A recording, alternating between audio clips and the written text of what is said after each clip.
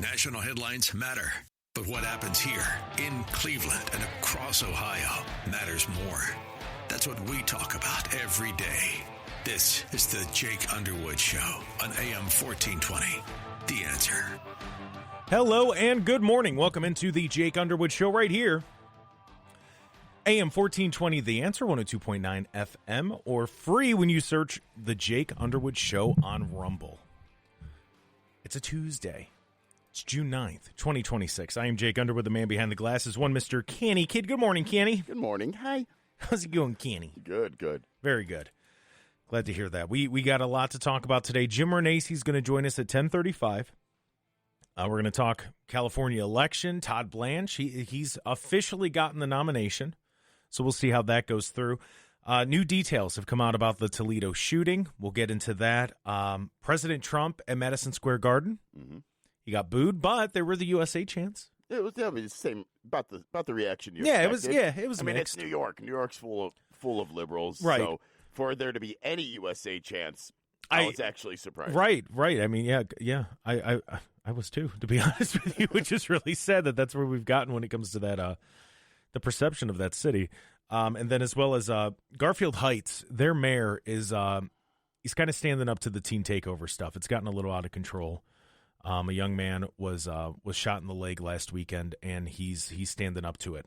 So I mean, good on him. Yeah. And we'll talk about that. And I mean, there's a lot. I'll be honest. I got about 18 stories here in front of me.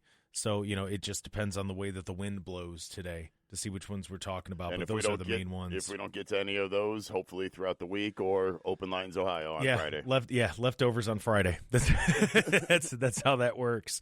But I get, you know what? Actually, let's just dive right in to the stuff with Garfield Hts, because we're hearing about these teen takeovers all over the country. And we've seen the videos of just groups of people and, teenagers, not people. They are people, but they're young people. They don't count. No, they don't count. That's right.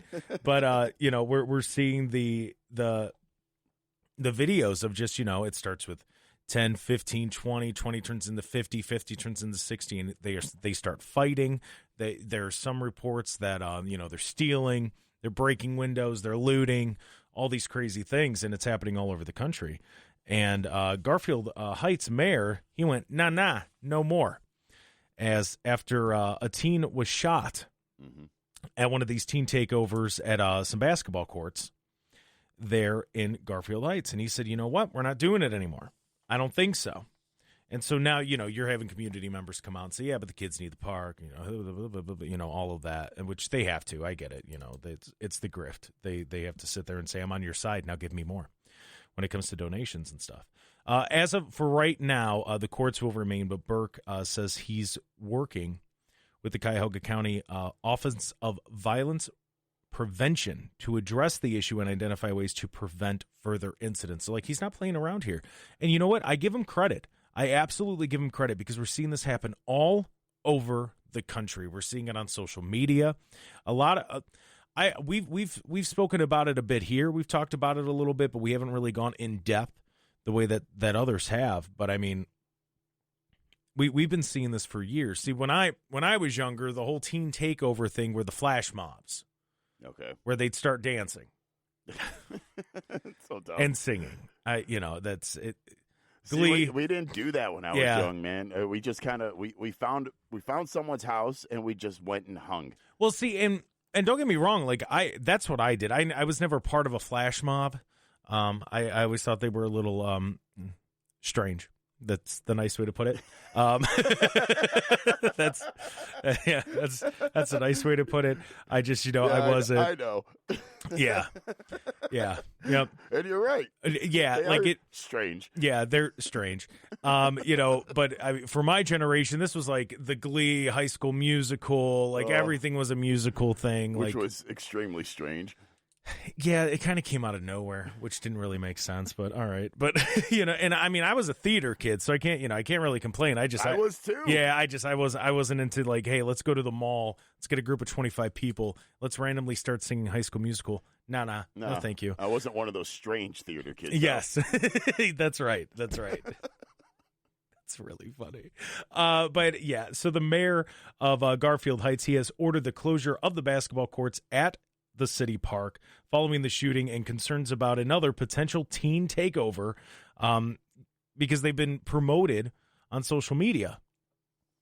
So now, which that's another thing. This is all for likes, clicks, and retweets. Come on, kids. What are we doing here? Come on, parents. Tell your kids not to do this. What are we doing?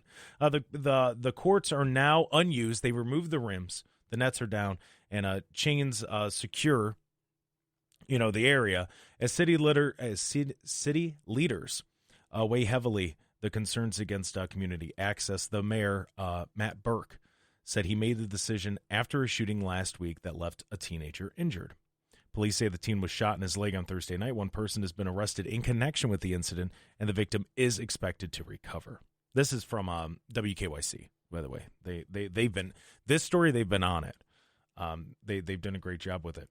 But Burke, the mayor, he said that the courts have been open without issue for more than 2 years, but recent incidents locally and across the region prompted him to act. And the closure has drawn mixed reactions from residents because you have the people that are going, yeah, but what are we doing? The kids need a place to go play. But the problem is, if the kids are getting hurt, then you lose the privilege. Like right? And I used to hate this in school. And Kenny, I don't know if it was like this when you were in school, but for me it was, a class of 30, there would be 28 to 30 kids. Mm-hmm. And if one kid, started eating crayons or, drawing on a wall, crayons were taken away from all of us. Everyone got in trouble. Right, and that's just the way that it works. It's not fair, but life is not fair. So that's the way that it's going to be handled. There comes a certain part of growing up that you have to make sure the people around you are also responsible. And we've all been in that situation. I've had friends of mine that want to do stupid things. I've wanted to do stupid things. And if it wasn't for the person next to me going, hey, what are you doing? Stop that, you idiot. Yeah, like you're not dumb. What are you doing? And then, you kind of, you get taken out of the moment there a little bit and you're like, oh, yeah, no, that would have been really stupid for me to do that. Like, everybody needs a don't do that guy. Yeah. And that's usually the best friend you're ever going to have. Like, just being honest. The don't do that guy, the person who's not scared to, like, tell you no. Josh Gordon needed a don't do that guy. Uh-huh. Michael Irvin had a don't do that guy or a very good PR guy. If you know what I'm talking about, I'm right. But you need that don't do that guy. And eventually, it's going to get to the point, because if they don't start doing it as teenagers, if they don't start doing it when they're in middle school, high school, like, yeah, you're going to do stupid things. But, I mean, people are getting shot. So it's not stupid. Now it's criminal. Like, the stupid things that we used to do as kids was, having a bonfire in the middle of a cornfield. That was dumb. Jumping over the fire was even more stupid. But it wasn't illegal. Mm-hmm. Nobody was killed. Nobody had nobody was getting shot. This is the main issue with it. Like, you need to have a don't do that guy. And if you don't have one, be the don't do that guy. Yeah, just, be smart enough that when you see, so like if you're a teenager and you're hearing about a teen takeover, one, maybe get your buddies together and tell them, I'm not doing that. Like, we don't need to be doing that. Like, let's like go play Madden or something. Like, let's go play a video game this weekend, or, let's just stay home. Like, there's no reason to be involved in all that. But I give the Garfield Heights mayor a lot of credit, because you have I don't know how it's become a racial thing with some of these groups that want to come out and be, outspoken about stuff, but everything has to be racial. And this will probably more than likely turn into that. Somebody's going to say something dumb about how, kids need a park or something. But you know what else they need? They need discipline. Mm-hmm. They need to know that if these teen takeovers continue to happen, they're going to lose things. Because you whether it's privileges, whether it's the parks themselves or the places that they're going. I forgot the shopping center, but it's local. They put in restrictions because of these teen takeovers. It's absolutely insane what's going on. I hear the music. We got to go to break. We'll continue to talk about this a bit when we come back. This is the Jake Underwood Show.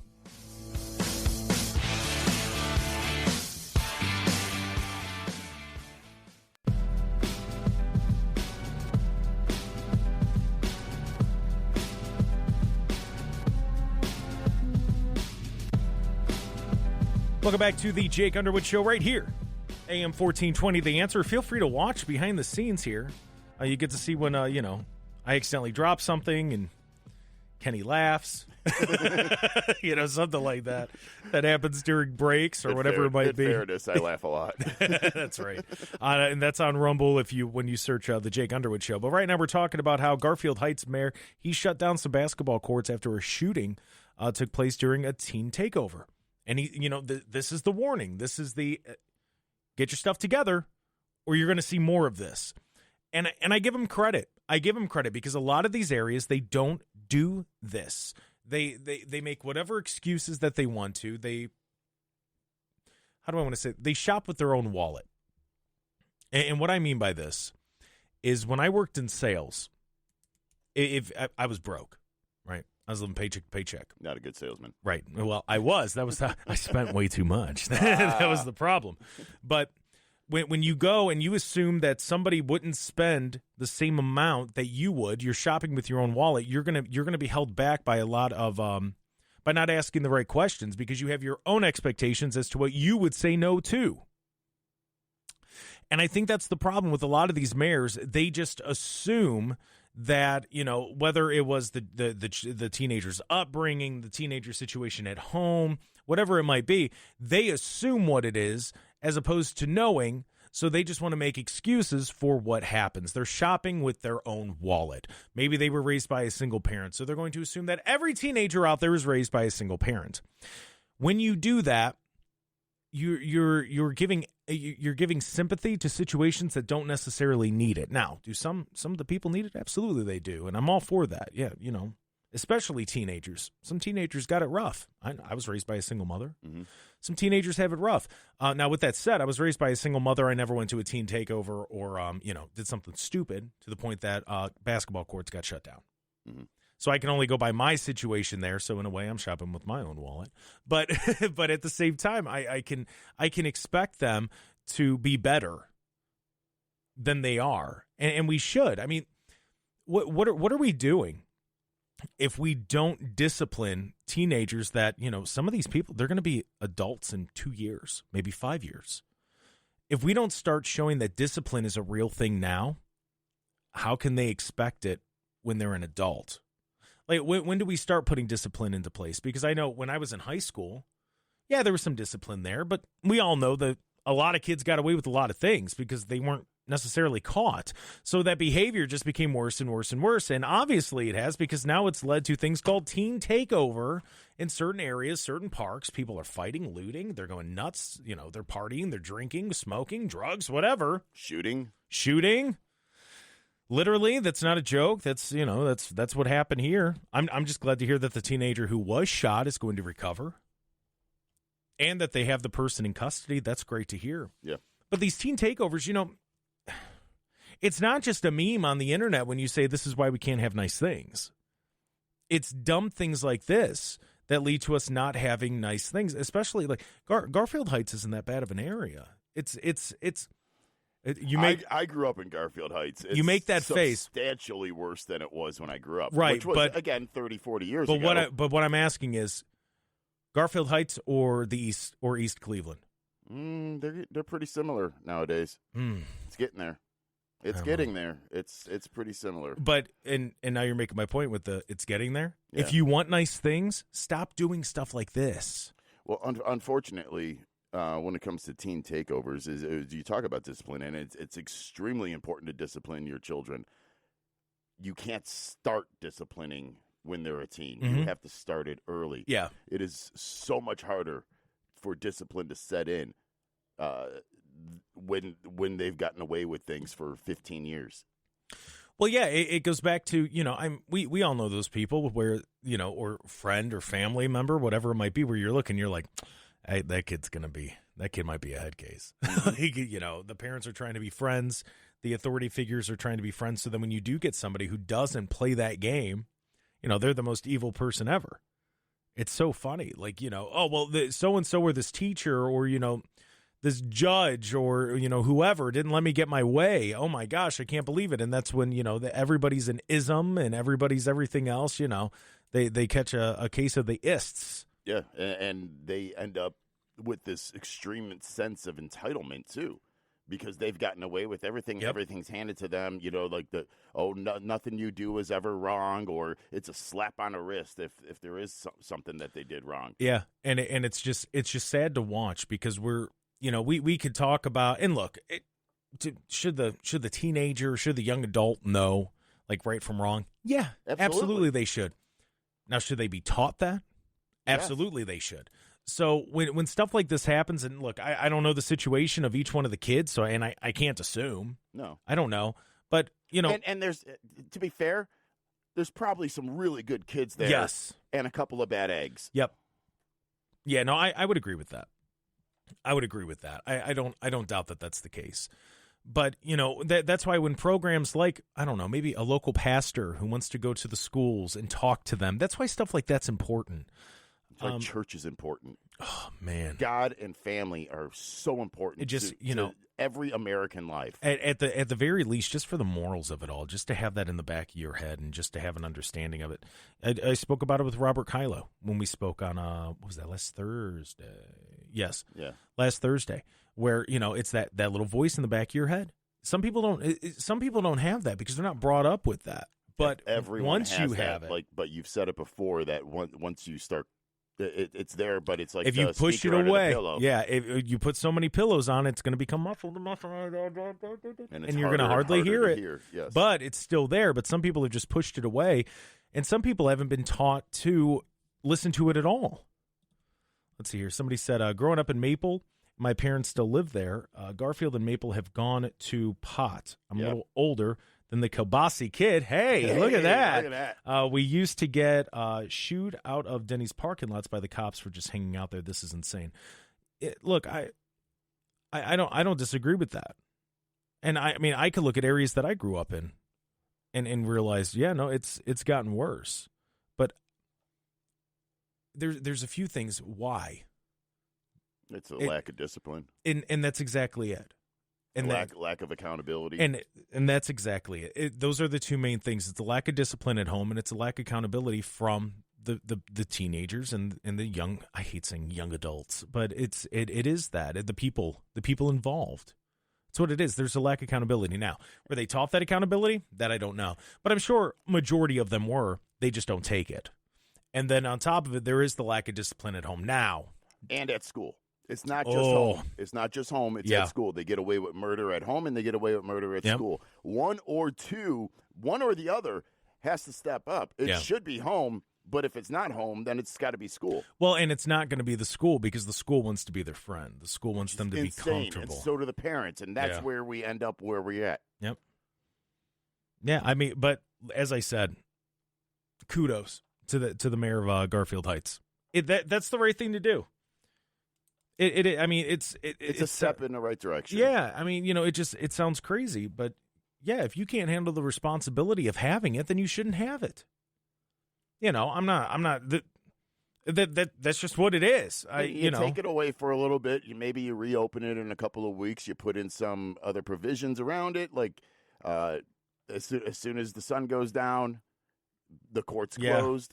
You've got to have some sort of adult supervision there at all times. If the kids are there, there's got to be some kind of guidelines to it to at least kind of try to curb the bad behavior. Yeah. It's just it's too bad that that's where it's at. Yeah. Like it's sad that, when I was a kid, I was not good at basketball. I'm not going to claim that I was, but there when I lived in Chippewa Lake, there was a little set of. I mean, it was literally a concrete slab that had two basketball courts, two basketball hoops. We'd go there and hang out all the time, and we didn't do anything really stupid about it. But it was funny. I drove by there the other day. No, this was like a few months ago. I drove by, just driving through the old neighborhood, and they're gone now. I'm like, what happened? They're like, oh, kids were acting stupid, and I'm like, what? Come on, man. Like, we used to hang out there. Like, what are you guys doing? Like, you can't sit there and complain there's nothing to do. And then when you find something to do, go and be a complete ass. Mm-hmm. You can't do it. Show them that, you're capable of handling, having nice things in the neighborhood. You're going to get nicer things. They'll invest. That's all I'm saying.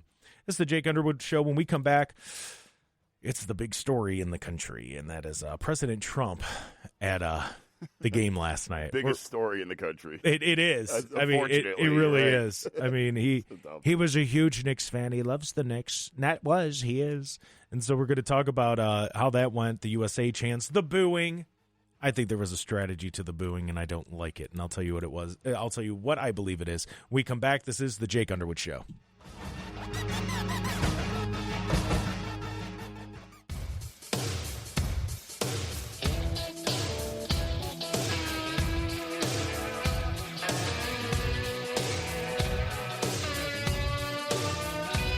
Welcome back to the Jake Underwood Show right here, AM 1420, The Answer, or free if you're watching on Rumble.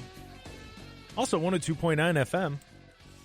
Also, wherever you get your podcast, you can listen to the show once we're done here. We will have an after show today. So if you want to, a little bit, the breaks don't interrupt us, and we interact with the chat a little bit more there. So yeah, if you want to be a part of that, it's Rumble. Just look up the Jake Underwood Show. Absolutely free to sign up. That's Download right. the app. Go find Jake Underwood Show on the Rumble app. Subscribe. You're all good to go. Yeah.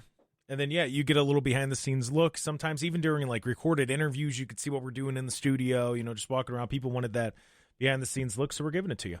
All right, so let's get it. It's the big story. I mean, it's kind of goofy. I get it. People, you got some people that are like, what's the president doing at an NBA Finals game? Which I understand that side of it. I'm not.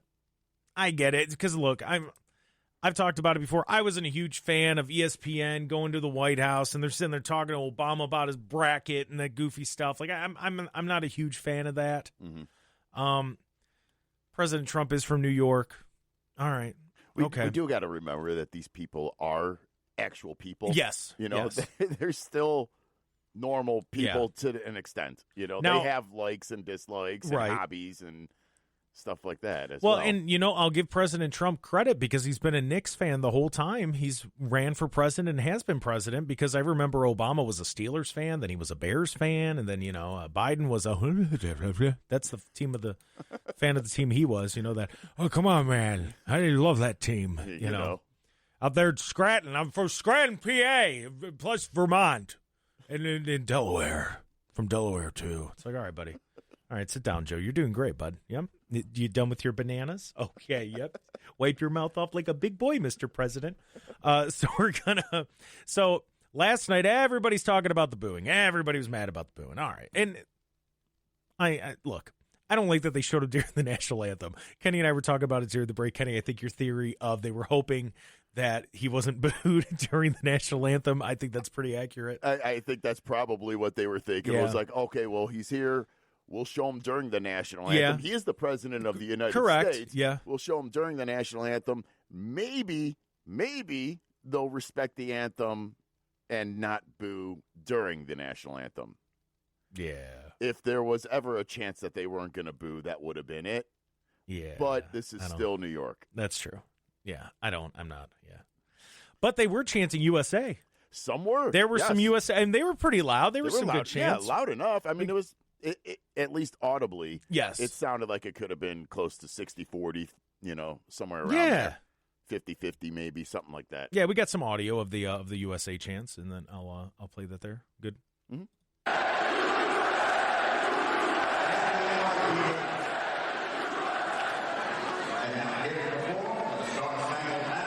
So I mean, there was that, and then the booing.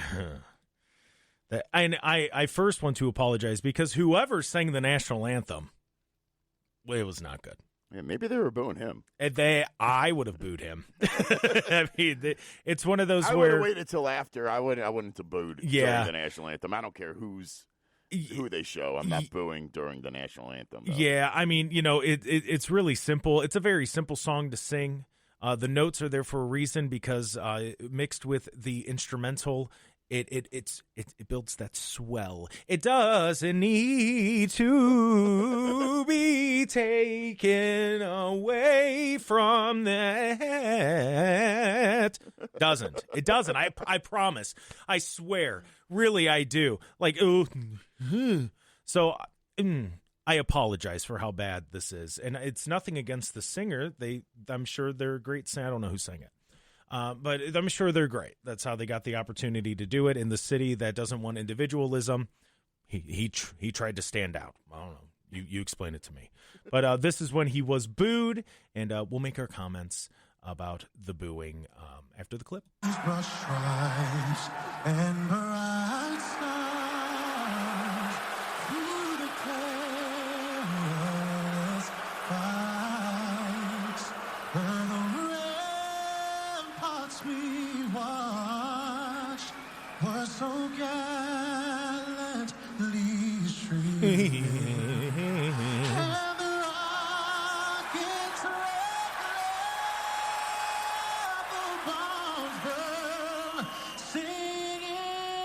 Okay, I can't. There's still 30 seconds to it. Yeah, so they booed, and then when they said Rockets Red Glare, the crowd cheered. Mm-hmm. So it wasn't necessarily anti-American.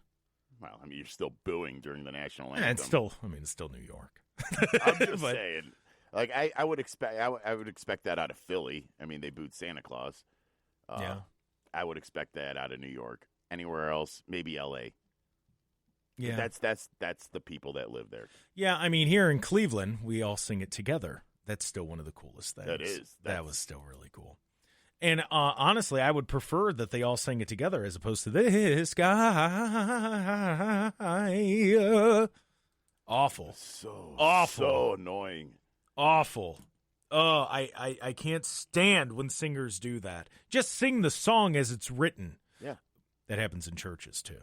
I'm sure. Oh, I've gone to some churches where they just want to improv, and it's like, look, first of all, you got new people here. They don't know the songs as it is because it's a top 5, it's a top 40 Christian song, which I get it. It's got a nice beat. People don't know the verse.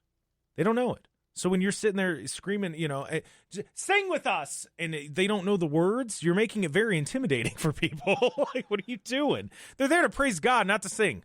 I mean, it turns into bad karaoke night. Yeah, that's really what it turns into. Well, that's what a lot of the national anthems have become. But yeah, so people, I'll play the booze again because the best part is, and I know obviously you can't see it, but imagine they're zooming in on President Trump. If you haven't seen it, he's just got a smirk on his face. He's saluting. Yeah, he's saluting the flag. He's saluting, and the booze come in, and he just gets this smirk on his face, like, Here it is one more time. Brush stripes and bright stars through the perilous fights. And even his granddaughter, I can't remember her name, Donald Trump Jr.'s daughter. Kai? Is it Kai? I believe so. She's a very good golfer. Yes. She's got a golf channel. Like, she's phenomenal at golfing. But she's there, and even she kind of smiles. So, people are going to go, well, he's laughing at the American people. Or he's from New York. Listen, if I was at a Cleveland Browns game and this was going on or just during the game and they show me and Cleveland boos me, I'm laughing. Yeah. Because I'm going, I love you guys. Like I do. I love you guys. See, to me, the smirk kind of, to me, was him going, yep, told them they're still going to boo. Yeah. Because they probably like, Mr. President, we'll show you during the national anthem so they don't boo. And he's like, they're still going to boo. Yeah. They're still going to boo. Yep. And they're like, no. This is, we're still patriotic here in New York. And, we're not going to boo during the national anthem. Well, especially because the owner of the Knicks was with him at one point during the game and they were talking about stuff. So, yeah, I don't doubt that was the conversation that happened. But, yeah, that's the big story. With all the things going on in the country, that is the big story. That's your big distraction. Big story yes. for the day. Yeah, so keep an eye on votes this week. Make sure, we know who's voting which way and how they're voting. I'll keep an eye on it as much as I can. No. Keep an eye on Trump at the Knicks game. Oh, yeah. And that's it. Yes. That's it. There's your story for the week. Yeah, There's nothing else to cover. Yes, we have a real finals now because somebody else won a game besides the Knicks. Which is crazy. Yeah. I had a lot of people telling me that, Danhausen's curse isn't working. And are you kidding me? I mean, all he did was uncurse them. They still got to play the game. That's true. He can't play the game for him. But yeah, so that's I'm gonna make a comparison when we come back. So booing is booing. I get it. People are upset about it, and I can from like the constitutionalist people that are like, I just don't want the government spending money on stuff like this. I'll give it to you. I understand that mindset. I get it, because a lot of the people that I know that feel that way, they've been consistent about it since I've known the person. Mm-hmm. So that's all I'm saying. This is the Jake Underwood Show. We'll be back right after this.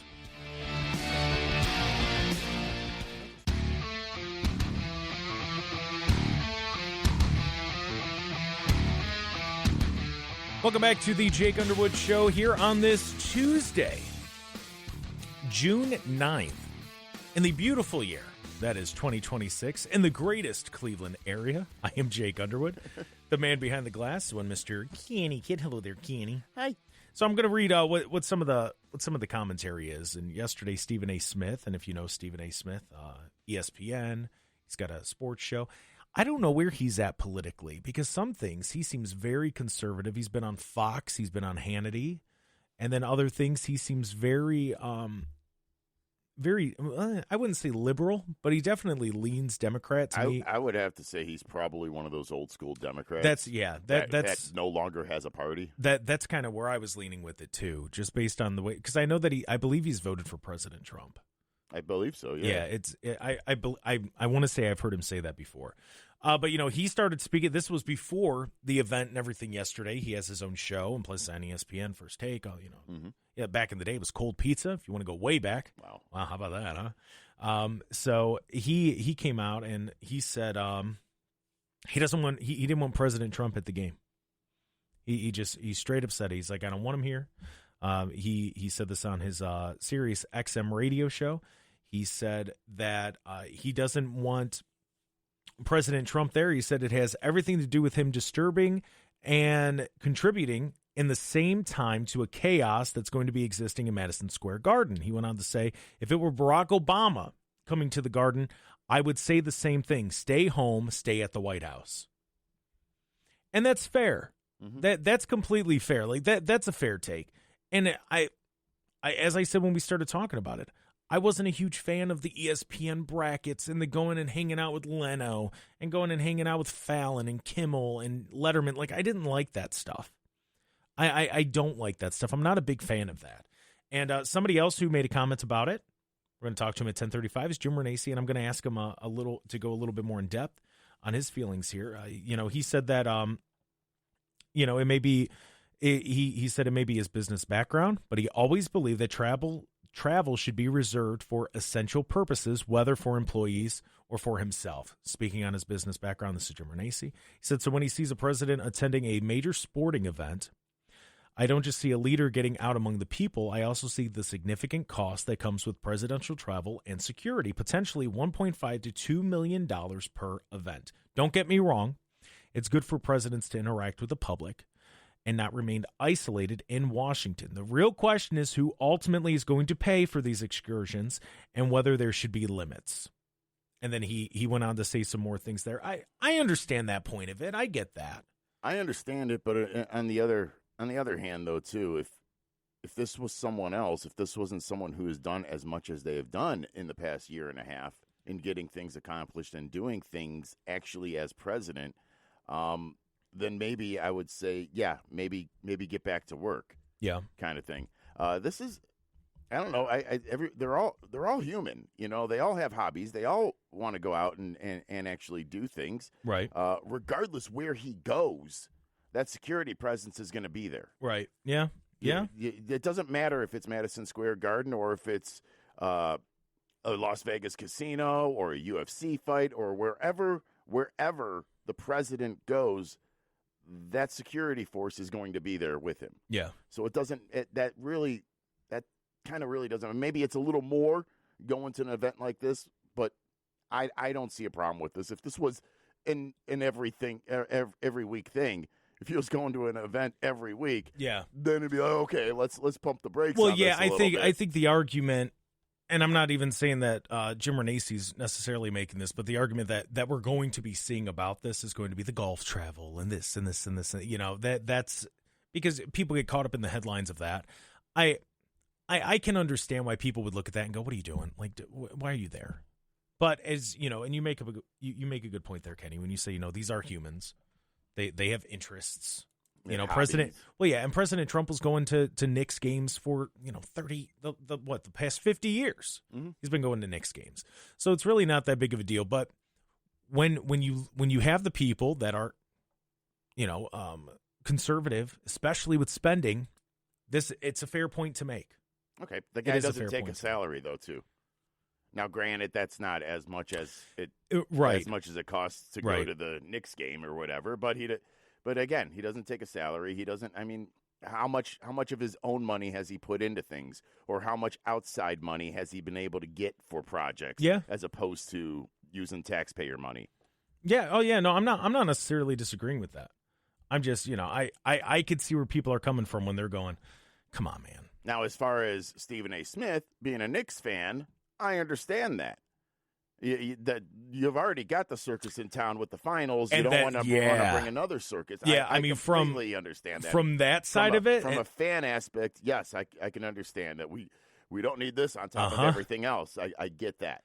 Yeah, like that I do get. And because, it reminds me of when LeBron was here. Remember when he came back? Oh, it was insane. I mean, do you remember when he was about to leave? All the different people that were coming to town when they were going to downtown Cleveland to try to convince him to play for this team and this and that. It was a media circus.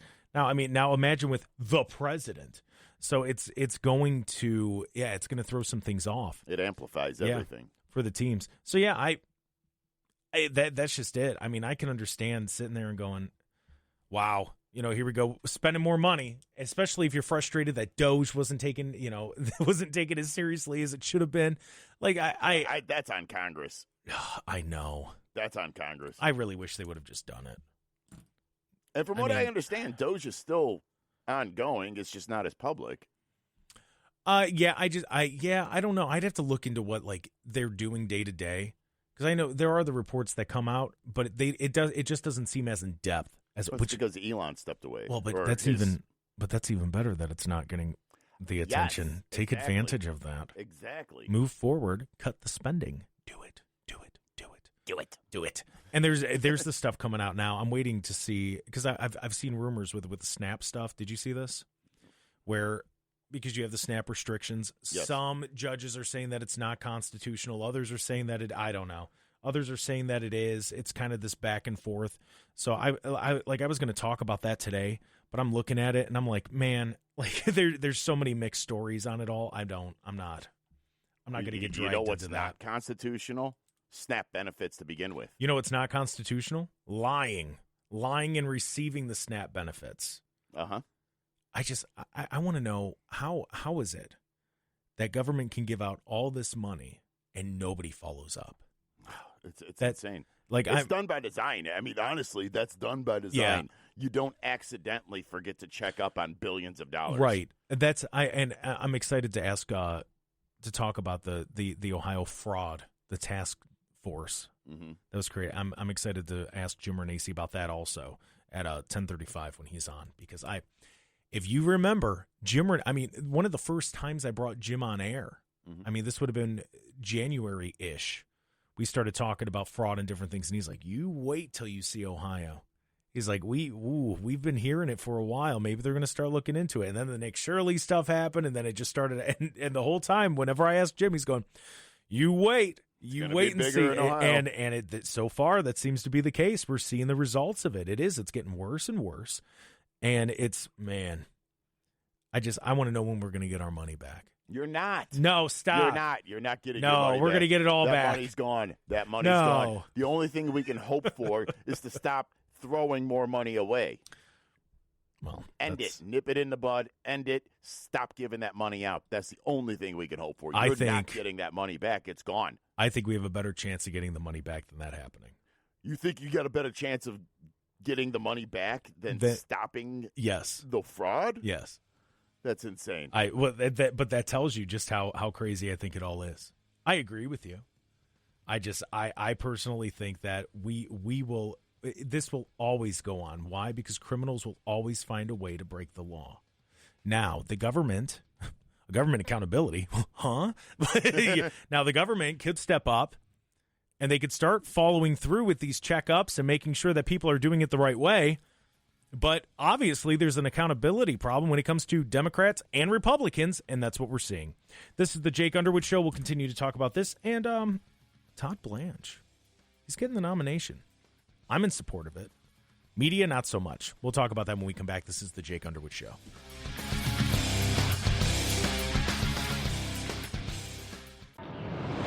National headlines matter, but what happens here in Cleveland and across Ohio matters more. That's what we talk about every day. This is the Jake Underwood Show on AM 1420. The Answer.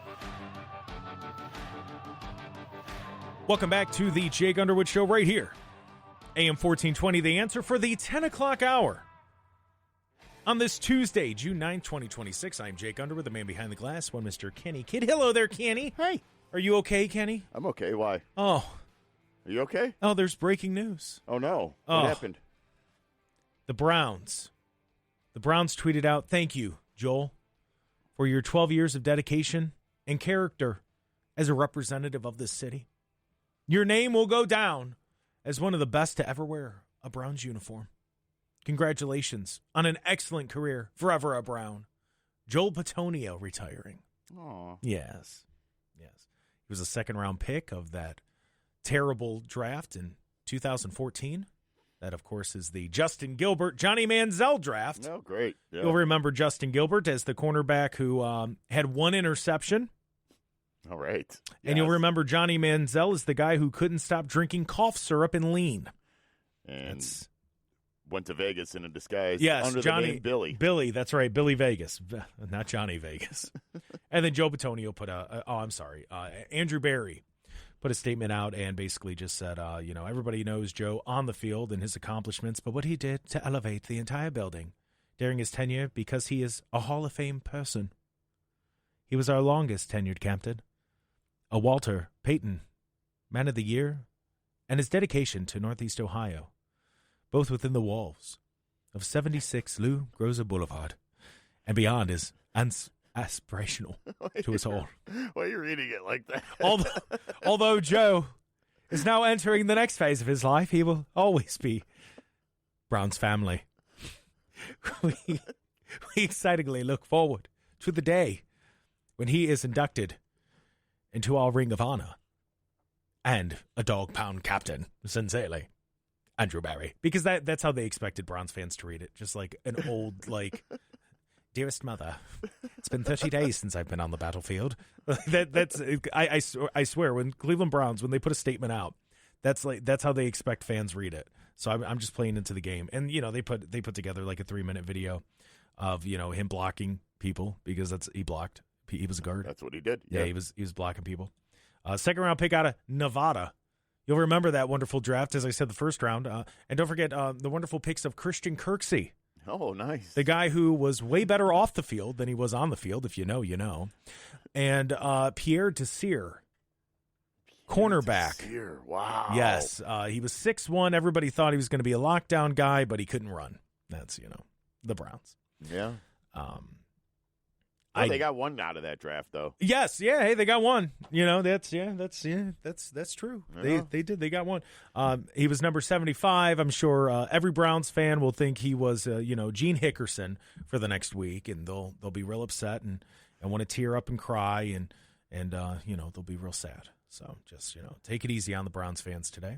I think Ring of Honor is definitely in the field. I don't think he's a Hall of Famer, though. I don't either. I mean, he's got good numbers, all the accolades, but he's an offensive lineman. It's so hard for an offensive lineman. Yeah, I mean, to get into the Hall of Fame. We were talking about it a little bit during the break. He's a 2-time first team All-Pro, 3-time second team All-Pro, 7-time Pro Bowler. He was on the All-Rookie team, and he played 178 games, and he started all 178. So really good numbers. Yeah, very good. But didn't win anything. What? No what? Super Bowls. I mean, huh? How many playoff appearances in that time? What? And how many playoff wins? The only playoff win was when you didn't have a head coach. Don't you know that Cleveland Browns football is not measured on the wins? It's measured on the passion. Yeah, I know Joe Thomas got in the Hall of Fame, but Joe Thomas was the exception. he wasn't the rule. That was the exception. Like, but it's so Andrew, hard. but AB, I'm going to call him a nickname like I know him, like everybody Yeah. else does. Never Yeah. met the guy. No, that's not true. I met him once. It was at a family day where you go in there, you buy the jerseys and stuff, and it was right after they had that draft. It was Sashi Brown, Andrew Barry, and who was the guy from the A's? Paul DePodesta? Yes, they were all just standing there. And so this one they picked like Higgins. They got that like Gary, what was it, Jordan Payton out of UCLA. Yeah, don't tell me I'm not from here. I remember Jordan Payton. You remember more than I do. Right. I black it out like it's a bad memory. And we were talking to him. We're like, hey, you get some pretty good receivers out of this draft. They're like, we're looking forward to it. Thanks for the encouragement. And then walked away. And I'm like, all right, okay, all right. At that point in time, he wasn't talking to us like we're 3 when it comes to football. It was very nice. But so Joel Bitonio, he retired. So get ready because there's going to be an emergency Browns podcast, Woof Woof, the Woof Woof podcast. We're going to go live. Dog pound. Yes, dog pound, orange brown status, woof woof woof woof woof woof woof woof. But yeah, that I literally I sat here and I even asked Kenny. I go, did we talk about this? Like, did we? You have to bring it up. I wasn't we're in Cleveland. We're talking on Cleveland radio. Almost everyone's a Browns fan. One way or another, or you used to be. Yeah. You might not care much anymore like me, but I mean, you still want them to win. If you want to know what you're going to hear on the other stations this afternoon, or after the after show, which you could watch on Rumble, that's a Rumble exclusive, Jake Underwood Show after show.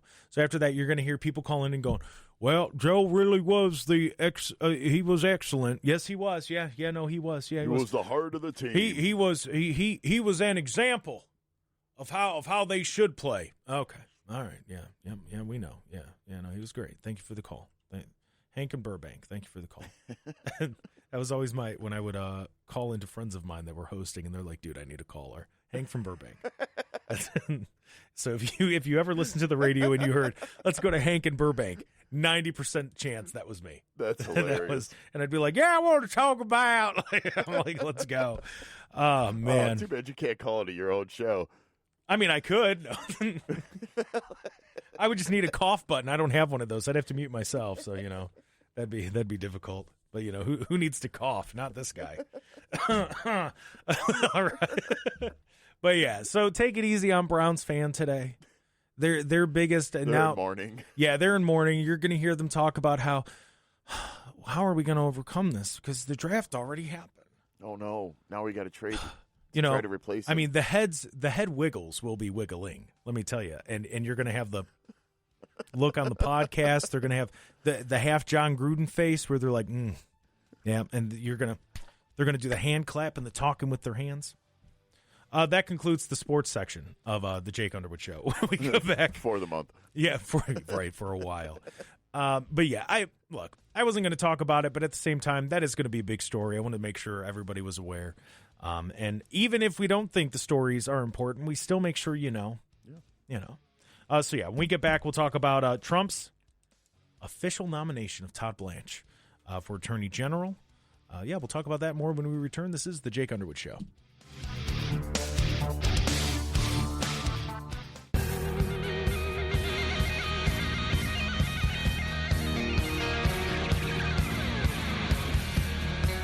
Welcome back to the Jake Underwood Show right here, AM 1420, The Answer. The breaking news of the day locally, Joel Bitonio, no longer a Cleveland Brown, he's retiring. All right. Okay. And now, now on to... anyway. So, in other things, so President Trump, it's official. We've heard the rumors of it. I'm sure it was the fact that I said I would endorse that. Yeah. That changed the mind of the president. I'm sure he was on the fence about it. And well, we all know that you've got the ear of the White House. That's right. That's the rumor. Definitely the GOP. But President Trump has nominated Todd Blanche for Attorney General. And I noticed the lean that they're trying to put on it is amid the controversy over the DOJ fund. because they tried to do the the fund, the anti-weaponization of government fund. That's how they're gonna try to turn it into that. I think Todd Blanche has done a good job. I think that we're seeing emphasis put on the things that we care about. We saw the task force here in Ohio when it comes to fraud and the different things they're looking into and what they're going after there. And he's not making a spectacle of things. Yeah, no, I mean, my favorite part about Todd Blanche is when they ask him questions in his hearings, he doesn't start screaming about how the Dow's up 50,000. That's what I like. I like that part about Todd Blanche. That's my favorite. You can't ask questions about things because the Dow's over 50,000. I don't think that's how that works. I'm going to be completely honest with you. That might just be me. I don't know. But yeah, so this is from, I believe this was Axios. I pulled the story from just because it gives that, it gives that different side of things. Mm-hmm. Because, and I've said it before, when we want to know how elections and different things are going, and we want to know how people are feeling about things, you got to at least read the other side of things there. Because I think I can say this securely that myself and Kenny, you, and the people that would listen to this show, we all feel pretty good about Todd Blanche. Yeah, absolutely. I like him. As I said, I like what he's doing with the fraud stuff. I think he's doing a great job with that. The $1.8 billion fund, it was interesting. I wasn't against it. I was more concerned of who would actually end up getting the money in the long run. But the fact that it's gone, okay. There's other funds out there. There's other than, I don't think it's completely gone. Yeah. I think it might get reworked and maybe tried again at some point. Yeah, I mean, I like the idea because there are a lot of people out there that got completely screwed over by the government. And they deserve some kind of payment for it. Yeah, absolutely they did. Some kind of justice. And, just a little timeline. President Trump, as I said, he's officially nominated Todd Blanche for Attorney General, a position that he's held a little more than 2 months now, which doesn't feel that long, but he's done a lot. If you remember, Trump fired then Attorney General Pam Bondi in February. That was after the hearings. That just there wasn't any coming back from that. No. And since then, she's had some health issues. Yeah. So prayers out to her for her health. But nothing against her personally. Oh yeah, no, nothing against her personally. I think she was brought into a situation, and it was. She wasn't ready for it. She wasn't ready for it, and it was a lot. Yeah. There was a lot that was being expected out of her. Yeah, so the nomination comes weeks after Blanche had the Justice Department give Trump, his family, and the Trump Organization immunity from prosecution or enforcement actions by the IRS in connections with tax returns filed in a controversial settlement of Trump's $10 billion lawsuit against the IRS. That's the way they're going to frame this. I'm telling you now. They are going to make it seem like Todd Blanche gave President Trump one he wanted, and that's why he got the nomination. So they are going to ignore the fact that he's been working on the fraud. 14 people were brought to were charged just in Ohio on $50 million of fraud. Just all these different things. They're not going to focus on that when it comes to Todd Blanche. No.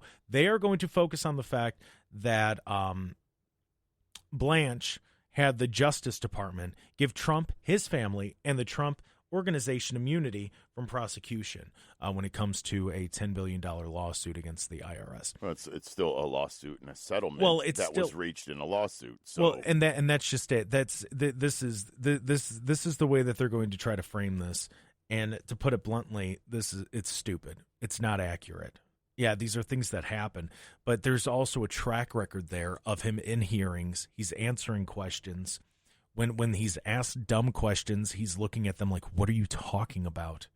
When they're trying to get their little viral moment. Mm-hmm. But I'm just letting you know that when, you bring this up to somebody and you start talking about this, it's going to turn into, well, the only reason he got the job is because I quit quo pro. He's a Trump crony. Yeah, that's what it's going to turn into. He can't say no to power. Yeah. Yep. And like I said, the reason I like the move is because he has done a good job when it comes to fraud. Look, fraud is what's costing us more money than anything. Nobody's put it just that bluntly, but that's exactly what it is. That's what's costing us the most money. It is the fraud. It is the way that the payments are being split up, whether it's to illegal immigration, whether it's to Medicaid, Medicare, whatever it is, the Leering centers, whatever it is. That's how we're losing all of this money. That's why Social Security, they're talking about it's going to be $500 less in what? It's 7 years? I think it's 7 years now. They're actually putting a number on it. And then who knows what it's going to be after that. If it's even around in 10, 15 years, who knows? Because this fraud is just piling up. And meanwhile, Todd Blanche is doing a good job with the fraud. That's his job. His job is to go and find it and pursue it and then prosecute them. That's his job. That is his job, to make sure, as Attorney General, to get in there, find it, and get rid of it. He's done that job. So how can we be upset with what he's done? And you're going to have people that are upset because, well, he was a lawyer for President Trump, and well, so was Pam Bondi. So you can't be mad. You can look at the past and follow the pattern of what's going on here. We know President Trump this time around is bringing in people that he trusts, that he knows. So he's going to bring them in. Todd Blanche is one of those people. Absolutely. Especially if you got burned the last time around.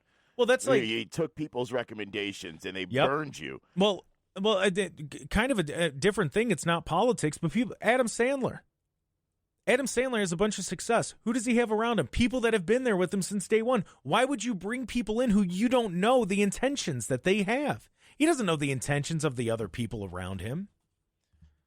You know, that when he brought Tulsi on, when he brought Bobby on, when Elon Musk, what was Elon Musk's intention? We're going to find the wasteful spending. What was Bobby's intention? We're going to make America healthy again. What were Tulsi's intentions? We're going to make sure we have the best intelligence and we can make informed decisions and we're smart about what we do. You knew the intentions of each one of these people in his administration. Pam Bondi, we thought we knew the intentions at first. She got a little goofy. She got wrapped up in it, and there was a lot there. As I said, nothing against her personally, and I hope that she makes a full recovery from, her. She's sick right now, as I said. And she just didn't handle it the right way. It was a lot. It was a lot. And I mean, the stuff that happened with the Epstein files, and then it didn't happen, and then it did, and then it didn't, and it did. There seemed to be a lot of empty promises, telling people what they wanted to hear instead of delivering the actual facts and truth. You know?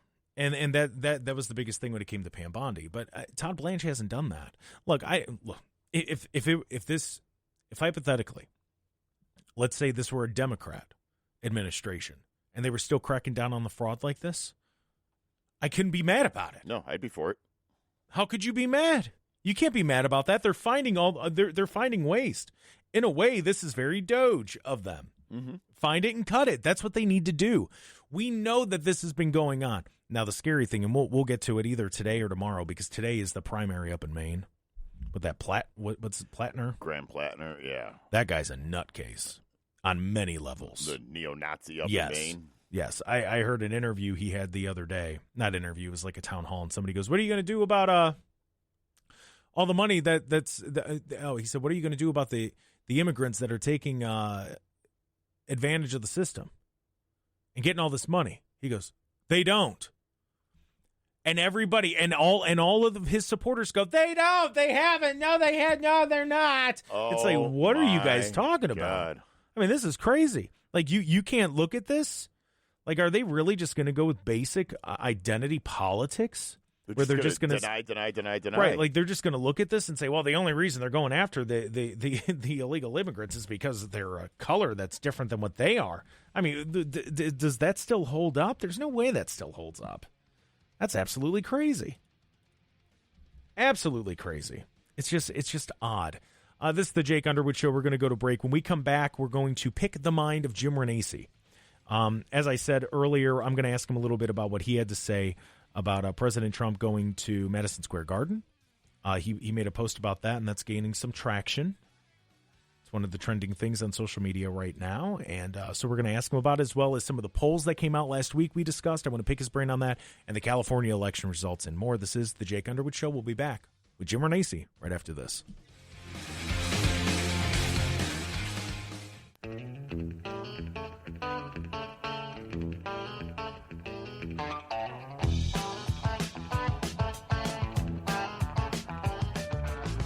Welcome back to the Jake Underwood Show right here. AM 1420, The Answer. Just a little reminder, we do have the after show on Rumble today that starts right after the Jake Underwood Show. That's why it's called the Jake Underwood Show After Show. And that is exclusively on Rumble, hence why we said it's exclusively on Rumble.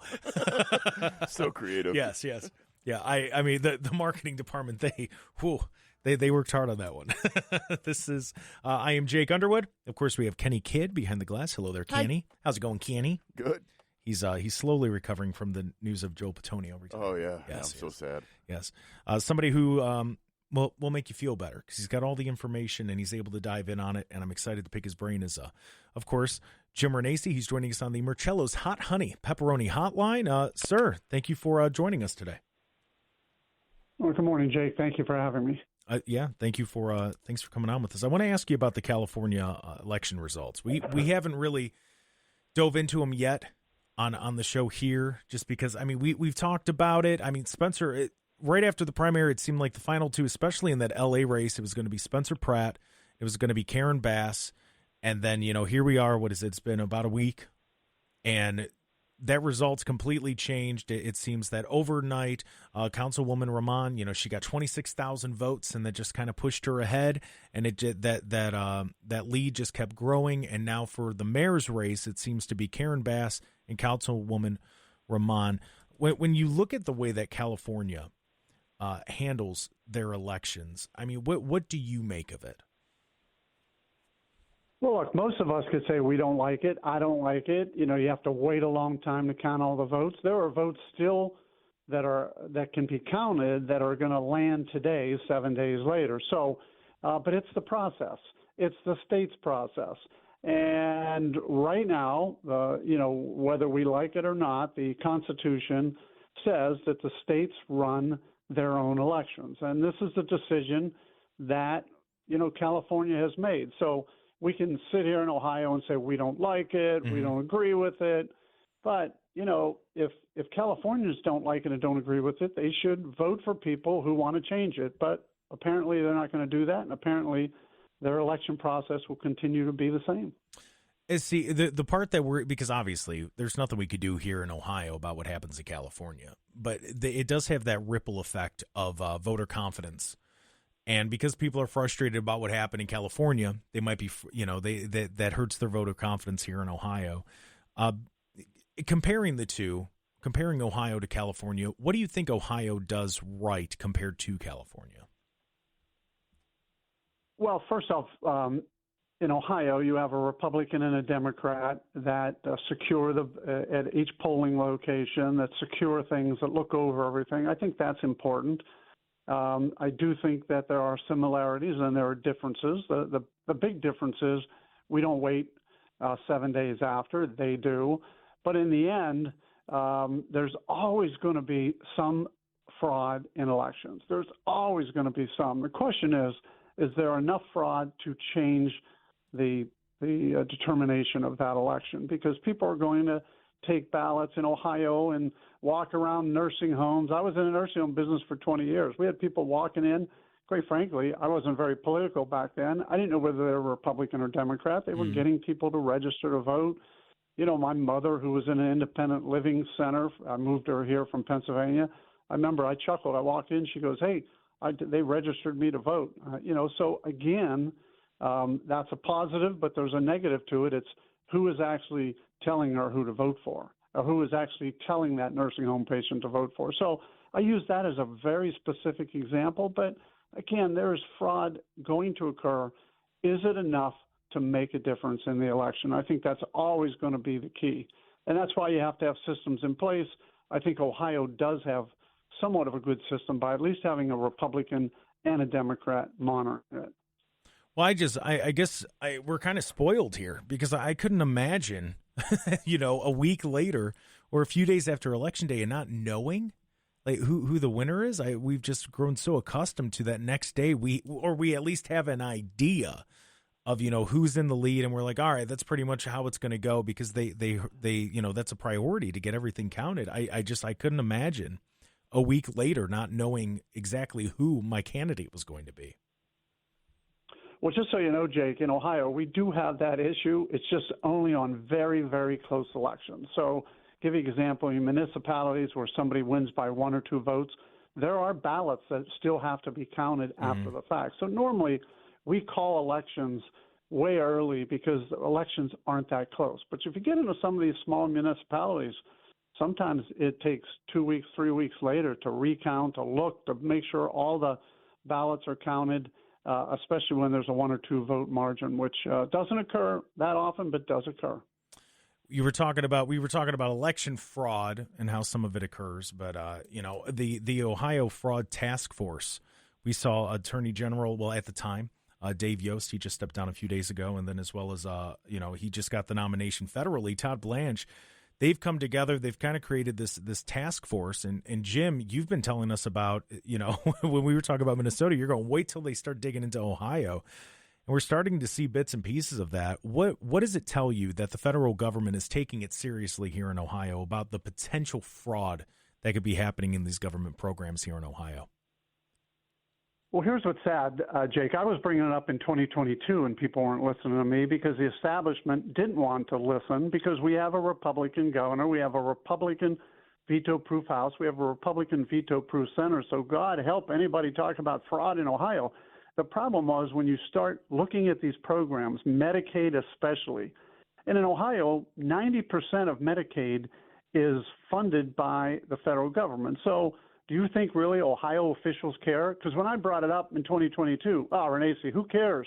We get 90% reimbursed by the federal government. Well, that's still taxpayer money.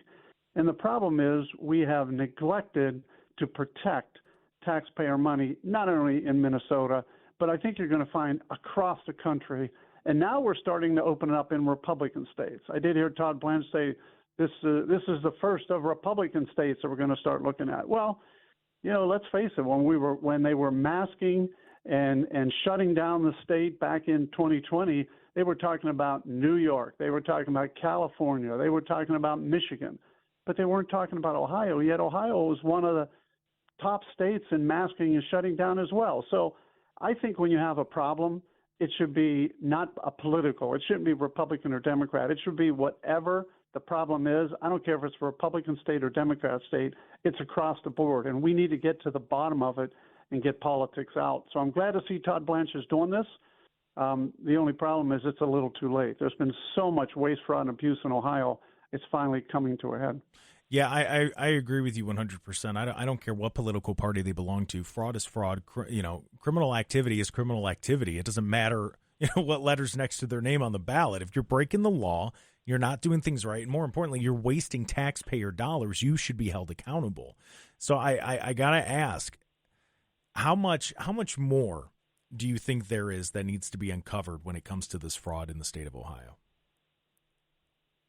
Well, I got to admit, I think there's a tremendous amount of issues. You have to follow the money. You have to see where the money's going. We all want to talk about, the child care centers and all the other things. But remember, when Governor Kasich increased Medicaid spending by adding the Medicaid Plus system or whatever we called it back then, now we have Medicaid being used for just about everything. And our budget, the state budget, I think it's 54% of spending in the state of Ohio is Medicaid. So, 50 cents out of every dollar is Medicaid. You better believe there's got to be a big number in there. And I think it's across the board. It's not only, these healthcare centers, these child care centers. I think you're going to find it in every level of Medicaid dollars being spent. And we have not done a good enough job because, again, hey, 90% of it's paid by the federal government, Renacci. Who cares? We got to do something about the spending. And Jim, this morning you posted on Facebook, and it's one of the trending things. As soon as I go to my Facebook, I see it there, and I see people talking about it. You posted about the presidential travel. What we saw last night. He decided to go to the Knicks game. He's been a Knicks fan forever, and he was there at the game last night. And you didn't necessarily criticize him as just him, President Trump, but just the idea in general. What was it that made you, as you saw everything going on, you're like, I feel like I need to post about this and just how much money could be wasted with travel? Well, look, and I know the pro-Trump listeners will say, "Oh, there goes Renacci again." This isn't about Trump. This is about a system where presidents. The reason the White House was built, the reason it was centered in Washington D.C., is so that when a president was elected, they were pretty well protected in Washington, and most of them didn't leave. And I'm not saying he shouldn't. I'm not saying presidents shouldn't leave. The question is, should they be budgeted? And here's the problem I have. If a president decides, and President Trump has decided, he's going to go to every sporting event, whether it's the finals of the NBA, the World Series, God bless him. But there is a cost to that, and he doesn't have to bear it. We do. So as taxpayers, should there be a budget? That was my question. Should there be a budget for any president? And this way, if the president decides he wants to go and it's not covered by his budget, then he pays for it himself. But look, I'm all for the president when he travels to China, when he travels to Europe, when he travels anything going on for our country, it should be 100% paid for. He should have all the protection paid for. And by the way, when he goes to the Super Bowl or the finals, he should have that protection as well. The question is, how much should the taxpayers be willing to pay to allow any president, not this one, future presidents, past presidents, to make these kind of trips? And I think that's the question, because we have a $40 trillion deficit. Nobody seems to care anymore. Now, on the flip side of that, you're going to have people that say, well, Jim, he's not taking a salary, and he's taking he could easily be taking the salary on top of that. He's actually saving money, and he's been one of the most successful presidents, especially with this administration. We've seen a lot of improvements and a lot of moving forward based on his agenda with tariffs and different things. What do you say to people that make that argument of, well, it's not like he's taking a paycheck. Shouldn't he be allowed to have a little bit of lenience when it comes to these travel plans? Well, and again, you saw some of those posts on my Facebook page. That's a $400,000 paycheck. God bless him. He donates it. He's not the only president that donates it. Other presidents have donated their salaries as well. Kennedy did. I think Roosevelt did. Others have donated their salary. But the question is, last night was probably a $1.5 to $2 million cost. Now, if you take that across 7 or 8 sporting events, that's $10 or $15 million. So he donates his $400,000, and people say, well, for donating your $400,000, I'm going to give you $10 million worth of travel. Hey, I'll take that. I'll put my hand up. Anybody wants to hand me that? But if you look at what my response was, if people who supported that, if it was deducted from their checking account, like let's say, Jake, you supported that. Oh, I think the president. Well, then it comes out of your checking account. Would you be willing to do that as much if it comes out of our kids' and grandkids' checking account? Because that's what it's doing. Yeah. So the question is, how much do we really allow any president? This isn't about President Trump. I know people want to make that issue. This is about, could I have gone to a, when the Cavs were in it, one of those games? No, it was too expensive for me to do it. But, hey, if you're the president, not only do you get the seat, but you get a couple $1 million worth of security, all paid for by the taxpayers. We used to worry about those things. We don't worry about it anymore. And by the way, when Obama was president, did we give him all kind of hell for doing some of the similar things. And I got to tell you, every Republican that says it's okay for Trump was not saying it was okay for Obama. Yeah, no, and I brought that up earlier when discussing it. Like, I couldn't stand when Obama was breaking down his ESPN brackets for the Final Four. So I'm guilty of that also. I'm putting my hands up like I'm an NBA player going, yeah, that's on me. So I'll call myself out there. Before I let you go, I want to ask you about some of these poll numbers that came out last week. We discussed it a little bit. I believe they came out last Wednesday or Thursday. And I wanted to pick your brain on it. When we're looking at it, the two main ones, it was Vivek versus Acton, and then Sherrod Brown and John Husted. And when we're looking at the Vivek-Acton race, we're kind of seeing that they're neck and neck. Are you surprised by these numbers? Well, this is why political science is actually an educational course. I never really did understand it. I never understood a degree, political science degree. But if you look at the political science of this, I'm not surprised. You have, first off, there are people that will never vote for Amy Acton because she shut us down, she closed us, she masked our kids. Whoa, wait a minute. So did John Husted. So now all of a sudden you got a core of Republicans that are saying the exact same thing. They're not going to vote for John Husted because of what he did, and it's the same reason they're not going to vote for Amy Acton. On the other side, you got Republicans who are not going to vote for Vivek because he's not Christian. And again, people get mad. Your listeners will send you text messages, say, oh, Renacci's anti. No, I'm just giving you the facts. I can't help it. Right. There are people that will not vote for Vivek because he's not Christian. So that's another group of Republicans that aren't voting. But then the big issue is the independents. And I think the last poll I saw said that independents support Trump with only 17%. Now, go back to November 2024, Trump had a 68% approval rating among independents. Today, he has a 17%. That's about a 50% decline.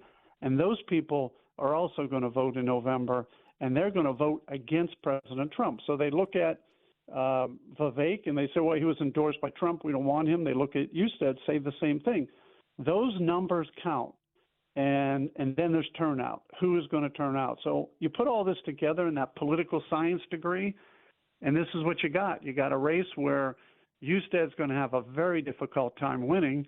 And although I think Vivek's going to win, it's going to be extremely close, extremely close. Yeah, I would agree with that. Well, and the way to make sure that, Sherrod Brown doesn't get back in and that Vivek and John Husted stand a chance is for Republicans to go out and vote. And we know we looked at numbers last year, especially in Medina County in November elections. That's not always the case. So the best way to make sure that the person you want to win wins is to get out and vote. Jim, I want to thank you for your time today and coming on with us. Thank you. You have a great day, Jake. Yeah, you as well. That, of course, former Congressman Jim Renacci joining us on the Marcello's Hot Honey Pepperoni Hotline. We'll break down what he had to say when we come back.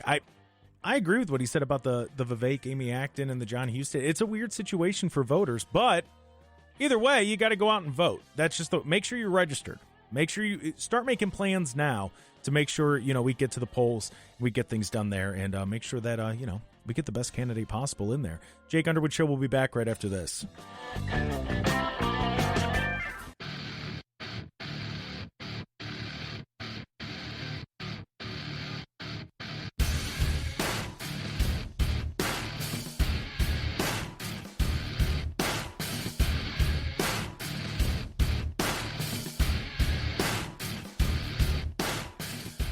Welcome back to the Jake Underwood Show right here. AM 1420, The Answer. Oh, boy. Oh, boy. Yeah. Oh, boy, oh, boy, oh, boy. We, a big thank you to Jim Renacci for joining us on the program. And listen, I don't agree with everything he says. Renacci to me is almost like, he's almost like that preacher that tells you what you need to hear. I know. Not what you want to hear. I know. You're never you're not always going to be happy with what he has to say, but a lot of times he just kind of tells you how it is. He gives you that conservative conviction. Yes. That's what it is.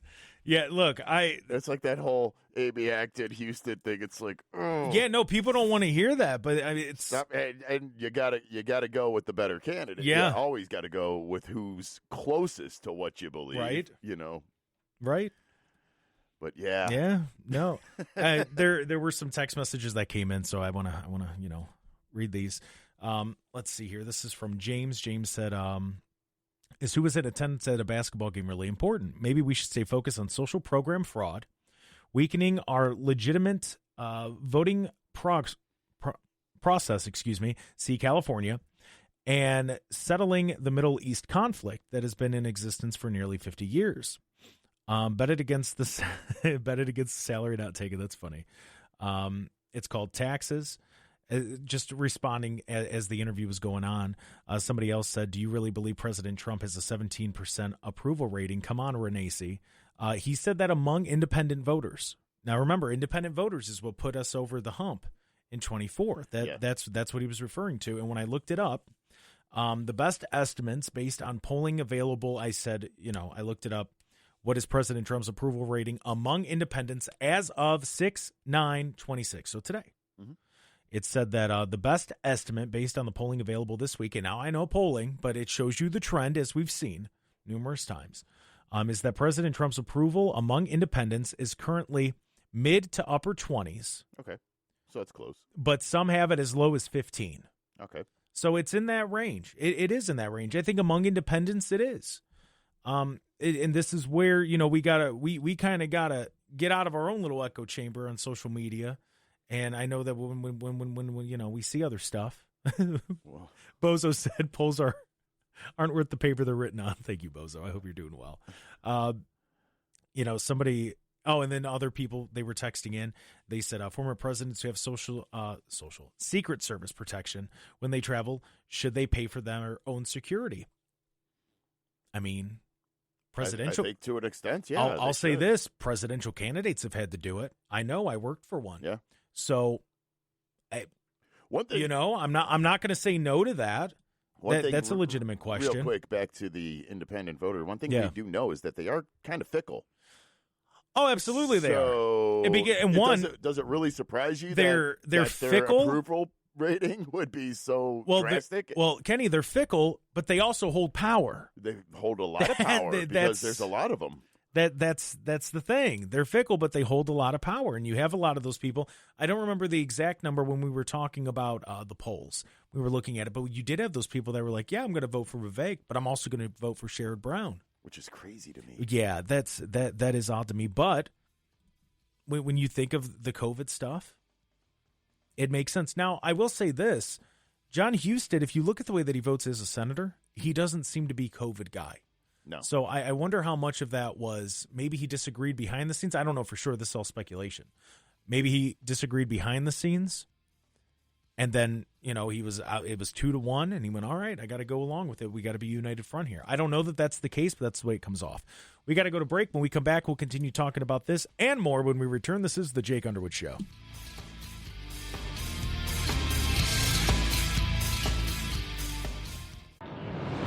National headlines matter, but what happens here in Cleveland and across Ohio matters more.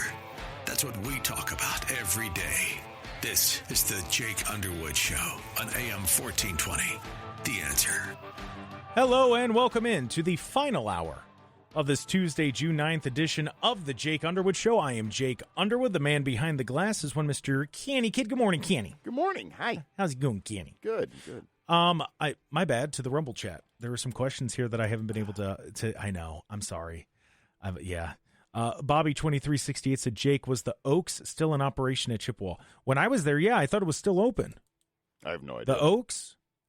Oh, that's a nice place. That's very fancy. It's over there by where the old amusement park used to be, which they fixed up too. They're putting museums and everything else down there.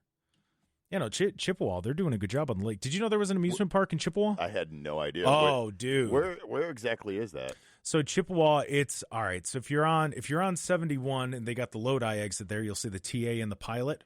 Okay. So you go over there and you'd make a right on the Lake Road and you just drive through. It's yeah. I never go out that way. Oh, Chippewa Lake's nice. I like that. Yeah, Chippewa Lake's good. They got the Glory Glens down there. I used to live in Glory Glens. That was, house I lived in wasn't great because it would always flood. Your house flooded? No, to the point. The foundation was so bad in this house that in the middle of the floor, the main beam, it was like slanted. So much so that I could play, like, as a kid, my cars, it was like a hill. Like that, to tell you how I grew up, like it was like wrestling. It was great because that was the Titantron. Like it was nice. It was incredible. But yeah, so that was down there on the Playland Parkway. The house isn't even there anymore. They cleared most of that area out, and then I lived over. It washed away. What? Yeah, and then I lived over on Briarwood Boulevard. So I lived on both parts. But yeah, the Oaks was there. There was a guy who had a Lamborghini who used to live over there. Oh, yeah. They're big money over there. And, because as kids, I mean, we see a Lamborghini. We're like, whoa. The house looked like a boat. It was the craziest thing. Oh, that guy, I don't know who it was. It was very nice because he always let us, like, touch his Lamborghini. like we'd be, can we look at it? Yeah, open up the door. And we're like, wow. Because, I mean, that's a $500,000 car. Yeah. So that was, 30 years ago, too, Yeah. Wow. Yeah. Yeah, that long. Yeah, it was that long ago. But it was, Chippewa Lake's awesome. It's really nice. Yeah. If you go down there, I haven't seen the new improvements they made over there by the amusement park. You got to look that up. The Chippewa Lake Amusement Park? It was open for like 100 years. Oh, wow. Oh, yeah, no, it was legit. And a lot of the houses that are around there, they were like the little rental shacks that they would have during the season, during the summer. For the carnies? Yeah. Well, no, and the people that would go there. But but like I've always heard rumors that the Beatles performed there once. I don't know if that's true, but I know like George McGovern, when he was running for president, he held like rallies there. Like there's a lot of history there that people don't. I mean, it's Chippewa Are these Lake. the same people that were telling you that Yak Shamash meant shut your mouth? No, okay. no, not at all. I was but no, say, 'cause I don't know if I would. Well, Trust no, I the actually information. no. Like I've seen pictures of like George McGovern and like Okay. big politicians there. They used to have this ballroom. It was like one of the nicest. But then Cedar Point, and Geauga Lake, they opened up, and then that took business away. And I want to say it was open like 1871 to 1971. Oh, nice. Okay. So yeah, no, it was a long time. They had a cool roller coaster there. It's very cool to look into just the history of it all, because it was an amusement park in the middle of Medina County. How crazy is that? Right on the lake. So it was very cool. Yeah, Chippewa Lake. But yeah, to answer your questions, it was. I don't think it's closed. The Oaks is a very nice place. Drive by it later today and report back. Yeah, I'll have to let you know. Let's see. Let's go to TJ. TJ, you're in the air. Yeah, Jake, I hate to keep piling up on Renacci, but The more I listen to him, the guy's never got anything positive to say about Trump. I mean, he was totally against the Trump tariffs. They were going to be gloom and doom. The Iran war, he knew these generals, and it's all gloom and doom. The polls are gloom and doom. What does he want Trump to live like, the bubble boy? You're not supposed to do anything except official business. The poor man can't even take in a basketball game without Renacci on the radio, criticizing him. Well, hold on, TJ, hold on. He said it was fine if he went to go to the basketball game. And, I mean, he made the same point about Obama, too. He's just saying that it cost a lot of money. That's where he was coming from with it. Well, yeah, I mean, but that's, sometimes that comes with the job. But like with these polls. Now, I'm going to tell you, I've been around a long time. I have never been polled in my life. Now, I remember when Trump was running against Hillary Clinton, and the major polls had Clinton creaming him. But the Trump internal polls showed he was winning in the swing states. Right. Who was right? The internal polls. Now, there was an internal poll in Ohio showing Vivek pretty much ahead of Amy Acton. So, I don't know. What do you believe? And like these independents, what do these people do? Change their mind every day? They listen to Renacci today. Oh, okay, I'm voting Democrat. Then they listen to another news thing. Oh, no, I'm going to vote Republican. I mean, they just switch. And you hit it on the head, Jake, when you said that they're fickle. I don't think they're fickle. I think these polls are fickle. Yeah. I mean, can't they both be true? Yeah, I mean, I think both are. But TJ, and thank you for the call, TJ. The polls do show a trend. And that we have seen that. We've seen that be accurate in the past. And yeah, it depends on which poll you're looking at or which ones you want to pay attention to. But if you look at the same poll over time, you can see a trend happen. Now, I have been polled. I've talked about it. I get the text messages. I like taking them, even though technically I'm not supposed to because I'm media. But I still take them because I do want to. I want to know what questions they're asking. Look, they do serve a purpose. And like you said, if you're paying that close attention to them, you could see trends. Mm-hmm. But also, TJ, and I'm going to speak directly to TJ, when you see the 2016 poll that says Clinton's going to destroy Trump, that doesn't make you want to just sit home. That makes you even more fired up to be like, no, they're wrong. That's I gotta right. get out there. So they do serve a purpose one way or another, whether it's accidental, like in that case, Mm-hmm. or the exact opposite, where like you're saying, like the Vivek and shut down Amy poll, right, where they're neck and neck. Yeah. Maybe that sparks people to be like, yeah, I've got to make sure. I've got to make sure. Well, yeah, and not only that. I think Vivek's going to win, but I got to make sure. Well, yeah, and I mean, that's the way that we need to be. I spoke about this the other day. That's the way we need to look at these polls. Mm-hmm. If you see, so for instance, I see Vivek and shut down Amy, that they're neck and neck. I'm doing everything I can to talk to people to find out who they're voting for, why are they voting that way, and I'm going to have the discussion and try to change their mind. Like that's the way that works. I don't want Amy Acton. I wouldn't let Amy Acton watch my dog. No. I wouldn't even let her feed my dog. No. Let alone run the state. And I think We all I agree. wouldn't let her borrow my car. Are you kidding? I wouldn't let her cut my grass. Like nothing, absolutely nothing to do with it, just because of we've seen what, real quick, somebody has confirmed that the Oaks is still open, and it's also a wedding venue now as well, to answer your question. And thank you, Erica, for that info. She texted me personally to let me know. But, that's how we need to be looking at these things. You know, we could poo-poo it all day, and that's fine. But listen, if they're counting us down, we got to have that mentality of screw you, we're going to do it anyways. Absolutely. That needs to be the mindset we have when we look at these. Talk to everybody you know. Like I said, make sure they're registered to vote. Make sure they have a way to get to the polls. Start now. We're 5 months away. Start now. Get that plan going now. Go together. Y'all live in the same neighborhood? You go to the same place to vote? Ride together. And stop by McDonald's. Get yourself a McGriddle after. Celebrate. Get some coffee. You know, like make a little morning of it. I mean, why not? Make a little morning of it. Go back to somebody's house. You'll have some breakfast. Watch some results roll in. Like, we got to start making it fun. Just because the government doesn't make it a day doesn't mean we can't make it a day. If you know, you're working all day, everybody go vote together after work. Go back and have a bonfire. Go back, sit around, have a group dinner. You know, make a day of it. Why not? Just because they don't want us to make it that, we can. We can make that a moment where we all come together. We got to go to break. Kenny's giving me the wrap it up. We're going to go to break. When we come back, we'll continue talking about this and more. This is the Jake Underwood Show.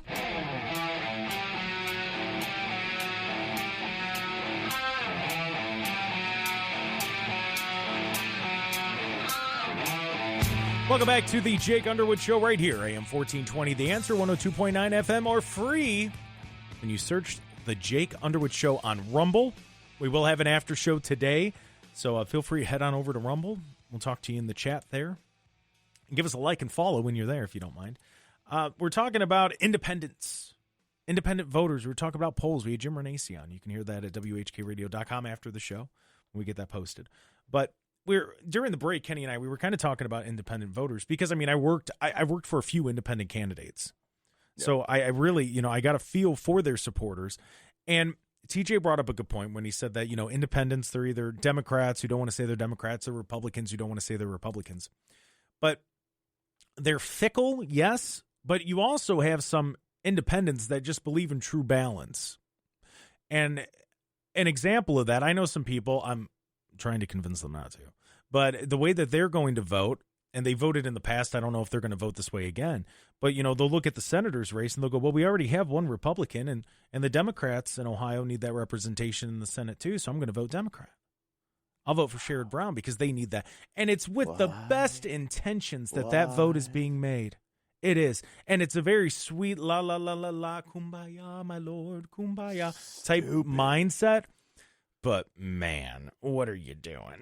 Like if it was another Democrat, I can understand it, but there is enough of a track record there. 50 years worth. Which, did you see the clip that came out of Sherrod Brown? No. Kind of just like. Now, I will say this. It's a 15-second clip, so I don't want to give it that much attention. So I probably shouldn't have brought it up. Because there's no context but around yes, it. But where he's kind of just, somebody's asking him a question, and he's kind of just walking around in circles.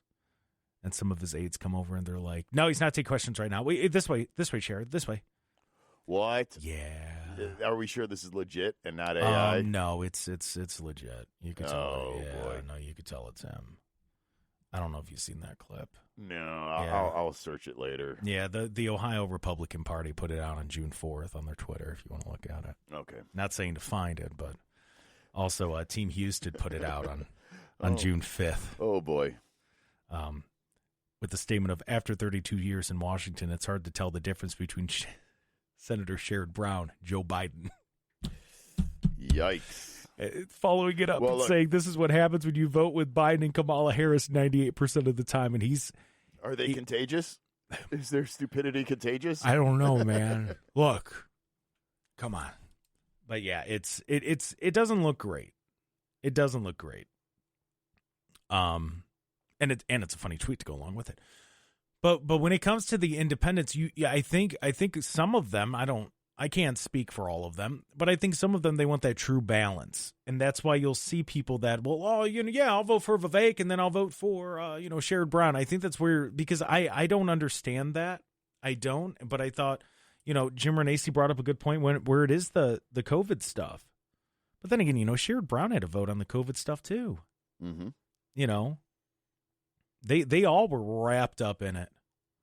See, my thing with Sherrod Brown is that he's been there for how long? Right. And he's just another career politician promising to this time finally fix everything. That's my problem with it too. And listen, I'm sure you have those individual people that are going to come out and they'll go, well, I went to Sherrod Brown's office and he helped me with this and this and this and this and this. And look, and that's great. And I'm not knocking him for that. But I am going to say this. He did his job. That's what he's supposed to do. Like they are supposed to take care of the needs that you have because he is your senator. I'm watching the video. Oh yeah, no, it's it's rough. There's no cussing in that video, right? I don't know. I didn't listen to it. Yeah, it's like my mic off. Yeah, go double check. I mean, I'll play it, and this is it's from our friends at Town Hall, townhall.com. I don't believe there's anything said wrong in the video. I just want to make sure because it had been a little bit since I watched it. But yeah, I'm actually retweeting it now on my social media, which is Jake Underwood 92. I don't have a show Twitter page. We're good. All right, so I'm going to go ahead and play it on air for you guys. So this is Sherrod Brown. It was outside an event, and he's just kind of like just wandering. Yeah. Which, and you know what? I'm going to say this. Politics, be them as they may. As a person, this made me sad. Yeah. I don't want anybody being used like this. I don't care if they're left, right, center. It's not okay. No, this way. No, this way. Got to go over here. No. Yeah, this is Sherrod Brown. Yikes. Wandering. They call him the Wanderer. He moves around. Okay, here it is. Oh, maybe. Possibly. You got to turn the volume on the tweet itself. No, it's on. Hold on. Well, I mean, I mean on the actual tweet. Oh yeah, no, it's on. Oh yeah. Let's try one more time. Let's see. Let's try again. Hi, Sherrod Brown. I have a question. Sorry. No, can you please stop? You recently lost your 4th union endorsement. Is it because you've been selling them out across the 50 years of your career? Thank you. And he's just wandering. They're grabbing his arm. No, this way. No, this way. Yeah, like he's kind of just walking in a circle. Over here. And it's not like they're in a hallway with a lot of doors. There's one door. It's in front of him. Yeah. No, this looks. Yeah, it's rough. Again, don't know the context or anything, but it's eerily reminiscent of Biden. And it's the same that, look, when Joe Biden was president, I felt bad for him. Mm-hmm. I did, like the whole time I'm sitting there and I'm going, man, who does he owe a favor to? Or, like what, like who is it that needed him in there? Because it's just sad like that. When I was watching Joe Biden as president the whole time, and that's what was so funny about the Joe clip when she's like, I thought he was having a stroke. I was just so terrified for Joe. It's like, no, you weren't. Knock it off. You guys were on stage and you were screaming about it. You did great, Joe. You answered every question. Every one of them. You want some chocolate chip? It was ridiculous. But I watched it and I'm going, man, this guy should be sitting on his front porch somewhere.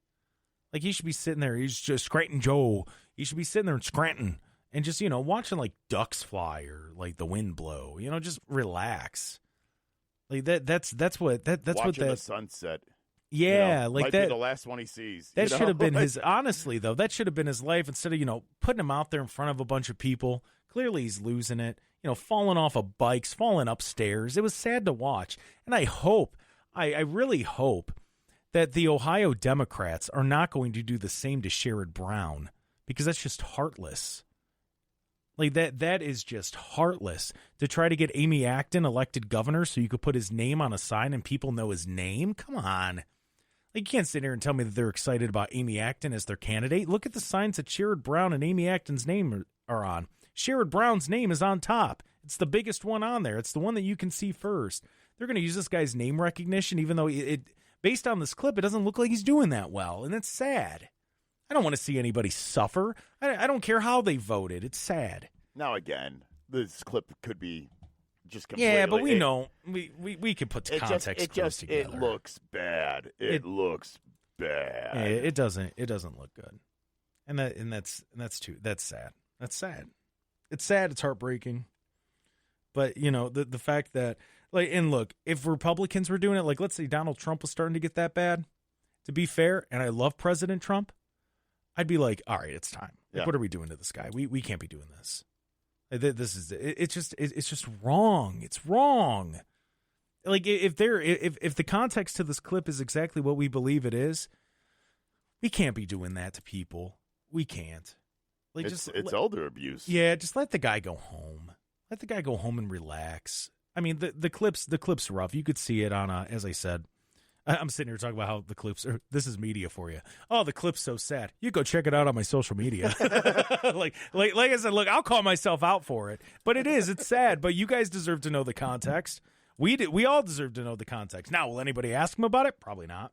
I mean, you deserve to at least see it. Yeah, at least take a look and determine for yourself what you think it is, and whatever you think it is, let me know. Let me know in the comments there. Oh, yeah, it's just I can't with that stuff. It really does. It bothers me when people take advantage of really old people, people that are sick, like with dementia or something, or kids. Oh man, I could just the things I could do to those type of people. Hard line right there, man. I mean, a roundhouse kick to the face doesn't begin to start describing. That's not even like a size 15 boot right upside the head, man. Just full on. That's a big boot. That is a big boot. This is the Jake Underwood Show. We're going to take a break. When we come back, we'll continue talking about this, and we'll have a little bit lighter of a story because we've really dove in on some stuff today about fast food chains, local ones, Swenson's. We'll talk about that more when we return. This is the Jake Underwood Show.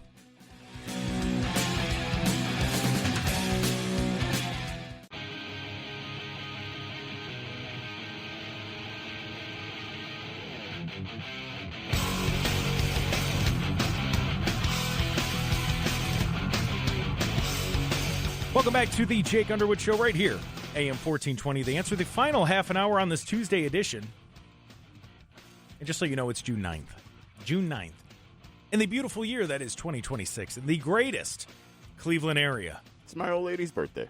Oh. Happy birthday, happy old lady. birthday, old lady. I won't say how old she is. That's not nice. But if you want to do some math, just subtract 1982 from 2026. Wow.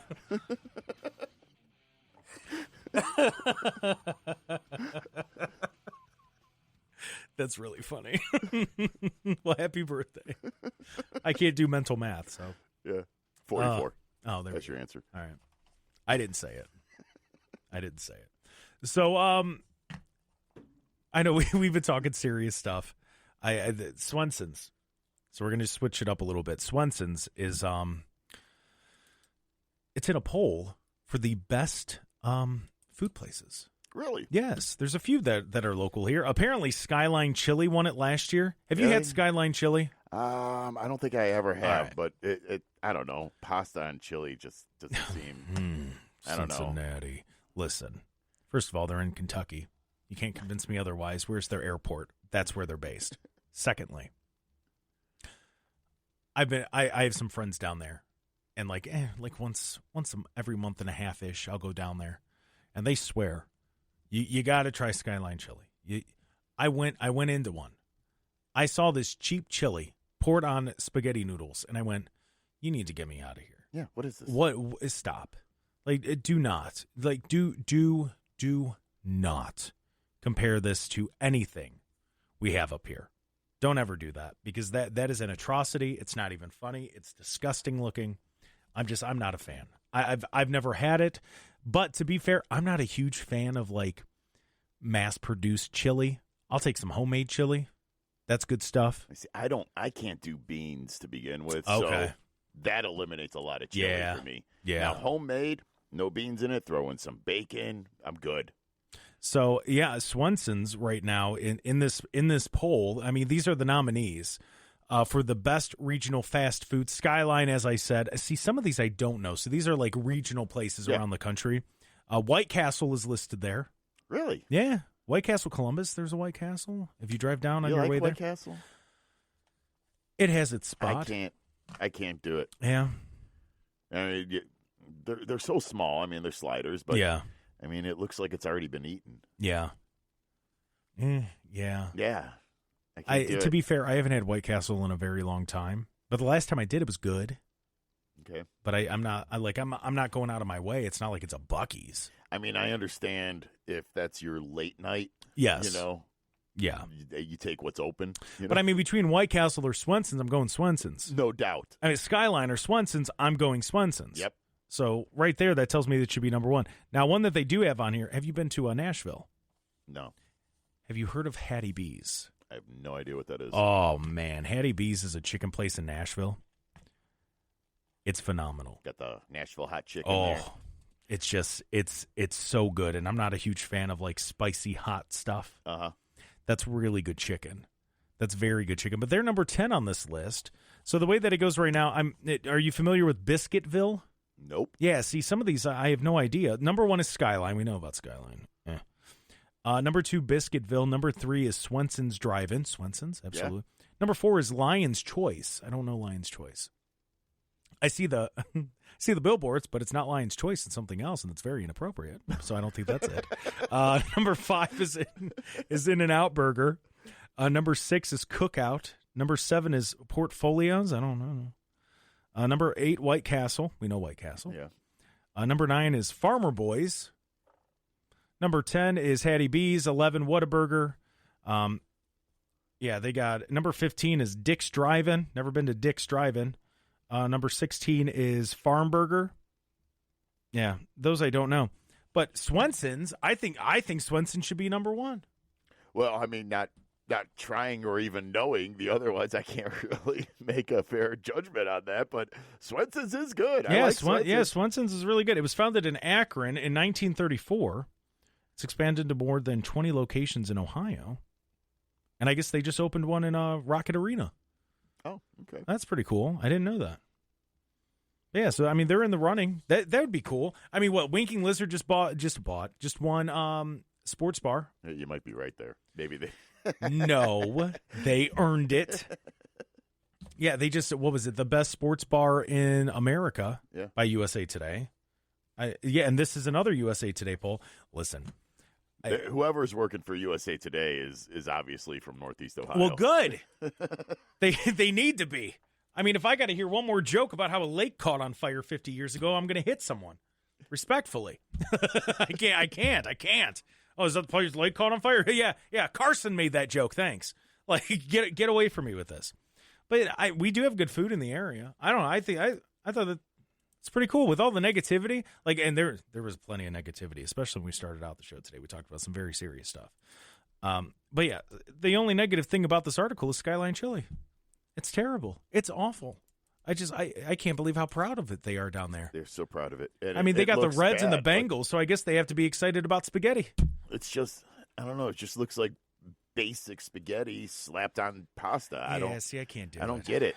I don't understand it. But I mean, what is it? Oh, the Galley Boy. That's good. Oh, you look at a Galley Boy. See, I got to be careful with that. I found out they add sugar to their burgers. Okay, that's one of like the secrets that they do. You can't go crazy with sugar. That's maha. Oh, it's not a maha thing. Is it all natural sugar though? What? It could be. I never thought of it like that. I mean, I can justify eating a lot of things if I call it all natural sugar. But yeah, so I mean that poll's going through. It's all natural grease. Yeah, okay. It's all natural. Well, beef tallow is natural. Well, there grease. you go. Yeah. But if you want to vote on this, because we enjoy voting on stuff like this, so we could brag about it. I notice that poll.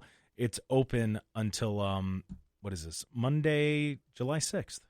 Okay, so you got about a month. Yeah, and little less. And then the winner will be announced on July 15th. So, keep in mind, because they felt the need to point this out in this article, that Swenson's is a favorite of native LeBron James. Ugh. LeBron said that he gets the double cheeseburger and onion rings. Oh, boy. Yes. Good for James you. previously revealed during an interview at the I Promise School, which was not paid by him, it was paid by taxpayers, in Akron. It really isn't doing too well. It's rough. Back in 2019, and then he gets a banana milkshake with real ice cream. I have a nice little feast, he said. I don't care. What's worse, LeBron saying I have a nice little feast, or Joe Biden saying chocolate chip? Which is worse? You got to ask yourself. Chocolate chip is worse. Chocolate chip was rough. Technically the commander-in-chief.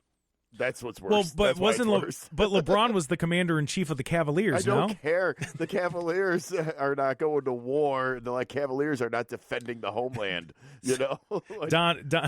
They defend the land. Don in Lakewood texted and said, after a coworker praised Skyline Chili, I tried it, threw up on the way home, never again. See, that's what I was nervous about, because that's like a 4.5, 5 hour drive. Oh, I'm never driving 4 hours just to try someone's chili. Are you kidding me? I've got to actually be going there anyways, or through there anyways, and then it's like, okay, well, maybe. Yeah, I was going to say I would drive out of my way for a Buc-ee's, but to be fair, I don't think I would even do that. The I don't know, man. Their brisket's really good.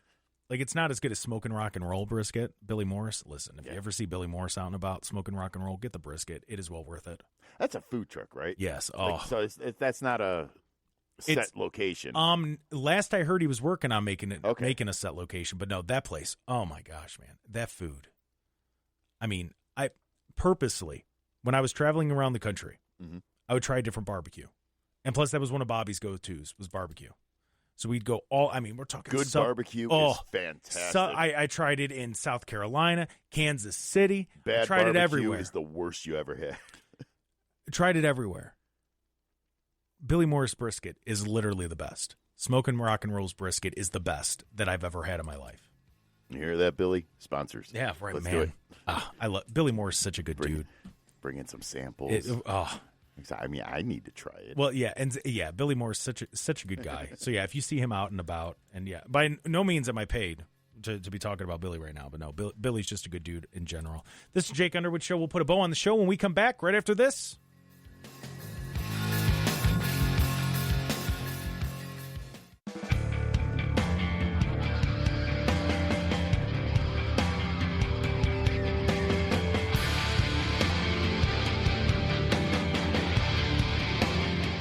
Welcome back to the final segment of this Tuesday, June 9th edition of the Jake Underwood Show. Don't forget, we do have an after show. Ooh, that was nice. Pretty good time. Yeah, that was pretty good. We do have an after show today. It's exclusively on Rumble when you search the Jake Underwood Show. That usually starts anywhere from 5 to 10 after. We got a cool little countdown video and all that. Somebody texted. They actually texted earlier, and I meant to answer the question. They said, Jake, how is Seth doing? That's from the 216. I spoke with Seth. I'm trying to think. See, the problem is when I get out of here, I just start working and all the days blend together. But I spoke to him. It was either yesterday or the day before. He's home. Yeah, he's home. He's set up. He's good to go.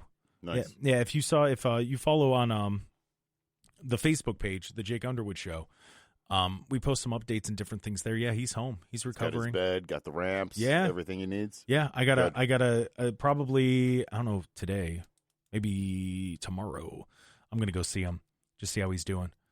I had a sneeze coming, and I look up and I saw Kenny preparing for a sneeze. It caught me off guard. But yeah, I think it's gone. Okay. There you go. But yeah, Seth's doing well. He's home. I'm gonna, I don't know. I'll call him today. Maybe tell him to call in tomorrow. I'll be like, hey, buddy, give us an update. I mean, if you're listening now, buddy, feel free to call in, give us an update, or do it later. I don't know, whatever you want to do, buddy. You're home. You're home relaxing, dude. I hope he's catching up on sleep. That's what I hope he's catching up on. I hope he's doing his rehab. Well, yeah, that too. But I hope he's catching up on his sleep. Oh my gosh, I'd go in there and it was so funny because I felt bad because every time I'd get in there, he was sleeping, and I'm like, oh man, like I feel bad. And then he wakes up, he's like, oh hey, I'm like, hey, what's going on, man? What are you doing? But yeah, he is home. He's doing better. But yeah, that's the update. And sorry, I didn't answer that earlier. They text that towards the beginning of the show, and it just got lost in all the other texts that were coming in. And somebody else followed up, and I was like, oh yeah, let me answer that. But yeah, Seth is home. So thank you to everybody who's asked and for the support and everything. I know he's thankful for it. And GoFundMe raised a good amount of money. Yes, getting him the help that he needs. So yeah, no, we appreciate it. We really do. Yeah, that I can't even imagine how much that has helped. Oh yeah, I mean, at the very least, because they had to buy all that stuff. Mm-hmm. They had to get a ramp. They had to do all of that. So at the very least, to know, they might not. I highly doubt that they broke even with that. But no, I mean, to have some help there. All that stuff's not cheap. Yeah, no, that's the bed. Be able to fix the bathroom and all that stuff to be able to make sure that he can do what he needs to do. Right. None of that's cheap and would have been probably damn near impossible, right? Without everyone's help on that. Yeah. So thank you to everybody who gave that or even shared it. If you didn't have the money to give, if you shared it, that's a big deal. So thank you. And I know Seth is thankful, and the next time he calls in, I'm sure he'll say thank you, as just like Kenny and I are. But yeah, no, seriously, that was huge. And that's the thing. And I would tell people all the time on the campaign trail, this is why I love Northeast Ohio, because it's not in no way like is this area loaded with money. But man, when we see somebody who needs help, we do what we can. We try to help out the best that we can. I mean, we see it every year with like Stuff the Truck events. You'll sometimes see 5, 6, 7 semis driving away, and if it was clothes, school supply, like whatever it is, the people help out, and it's just it's huge. That's absolutely huge. And honestly, that's what keeps a lot of people here is the mentality of Northeast Ohio, and that's why the 2020 riots like irritated me so much, because that's not us. Yeah, that was obviously outside influence. Yeah, we don't do that. Agitators. That's not us. Yeah, we don't do that. We've never done that, and that's not what we do, and we know that. If you're from here, you know that that's not how Clevelanders do things, or people from Northeast Ohio. Because there are some people. It's so weird to me. People will say like they'll go out of their way to say that they're not from Cleveland. And it's no, like, I'm from Parma. Stop. All right, yeah. If you're somewhere in the middle of the country and you go, I'm from Parma, like people are going to know. Nothing against Parma, but just say you're from Cleveland. Yeah. Don't act like LeBron James. Don't act like LeBron. I'm from Akron. Well, Akron, I kind of get a little more because that's a little more of a city. Try having say Parma. I'll tell you, I was all cool with Akron until they decided every road needed to be a one-way. It's impossible to drive in downtown Akron. It's impossible. You're just going in circles. You're like, what are we doing here? Like, where are we at right now? What's happening here? You got to go around 3 blocks to get to where you wanted to go, which was just a right, but you can't turn right there. That's why when they're talking about doing that in downtown Cleveland too, and it's like, come on, man, can we not? Like, why do we have to overcomplicate things? That government's great at that, aren't they? They're going to make things as complicated as they possibly can every single time they can do it, and they just love doing it. That's so they can ask for more money to fix the problems that they created. Yeah, and it's usually the same people who create the problems that are going to ask you for more money and put me back in because I'm going to fix it this time. Well, and that's the thing about the lakefront. That's why I highly doubt anything will be done with it, because what are they going to run on? Like, honestly, what are politicians in Cleveland going to run on if they fix the lakefront? That's been the ongoing promise for the last 20 years. I go on every Thursday at like 5:30. I do a hit with local podcast. It's Kyle Cornell Unfiltered. He's called in a few times, and if there's breaking news, he usually texts me and lets me know. And I go on his show, and he asked me, he goes, what do you think they should do with the lakefront? And I go, I don't know. They're not going to do anything with it. They're not going to do anything with it. What, they're going to put some basketball courts down there and now say that it's accessible to everyone? Like, that's what they're going to do, which, I mean, is just a slap in the face to everybody. That it's just so like, what? They're going to put a water park. There we go. Yeah.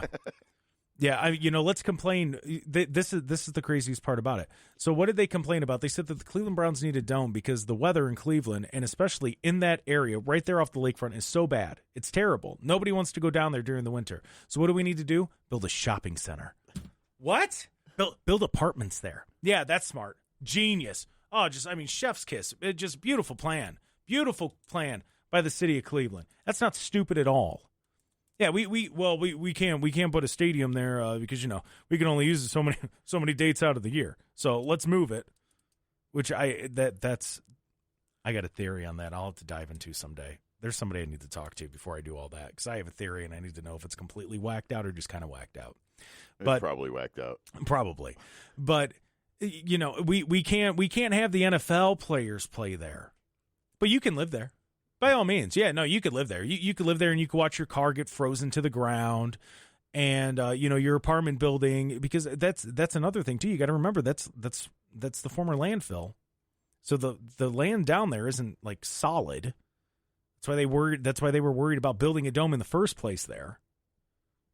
Like which is really weird when you think about it, because what's a municipal stadium? That was all cement and like steel. Yeah, and it could hold that, but it couldn't hold a dome. It's weird, isn't it? Kind of strange. I don't know. I'm just saying. It's weird to me. I don't know. It's almost as if they just wanted to get out of downtown Cleveland. Yeah. Yeah. It's weird. I don't know. I still think the go-to, and I know I got to wrap it up here. The go-to idea is talk to the Rock Hall. Tell them, look, we'll take the top tier off the stadium. We'll cover it. We will make this the greatest concert venue, and it's yours. It's yours. Work it out that the seats, you could either have the city of Cleveland in the background or the lake with the sunset in the background. Work it out somehow. You can make that the nicest concert venue in the world, and then you don't have to worry about every 4 years having an event. You can make it theirs. And then you got the rock and roll hall or whatever they would call it, Guitar Center. I don't know, because they love guitars. Then you have the Science Center plus the Rock and Roll Hall of Fame. Then you got the pier there. Like, you're starting to build out the lakefront then. I like that idea. And then you connect it all with little monorails that go underneath the lake. That would be awesome. Who wouldn't want that? I mean, you could even turn that into 2 or 3 different sized venues. Right. That would be the smart thing to do. They're not going to do it, though. They're going to sit there and they're going to say, well, we have to make sure that the lakefront is available to anyone. Well, RTA does that, don't they? Isn't that the whole thing? Right? I mean, the train tracks go right past it. I've rode on them to go to the Muni lot, and then I walk over. So it's accessible. What are you talking about? It's that identity politics stuff. They just want to sit there and go, I know I know you've been held down by anything but the government, so the government's going to make it okay. We're here. It's goofy. Absolutely goofy. Thank you to everybody who called in, who texted in, who took part in the show today. Thank you to Jim Renacci for taking some time to talk to us today. Tell someone about Jesus today, please. Do that. Give them some good news. After show is next exclusively on Rumble. Search The Jake Underwood Show. We'll be back tomorrow. I believe we're talking to Donovan O'Neill from Americans for Prosperity. We'll see you tomorrow. Have a great day.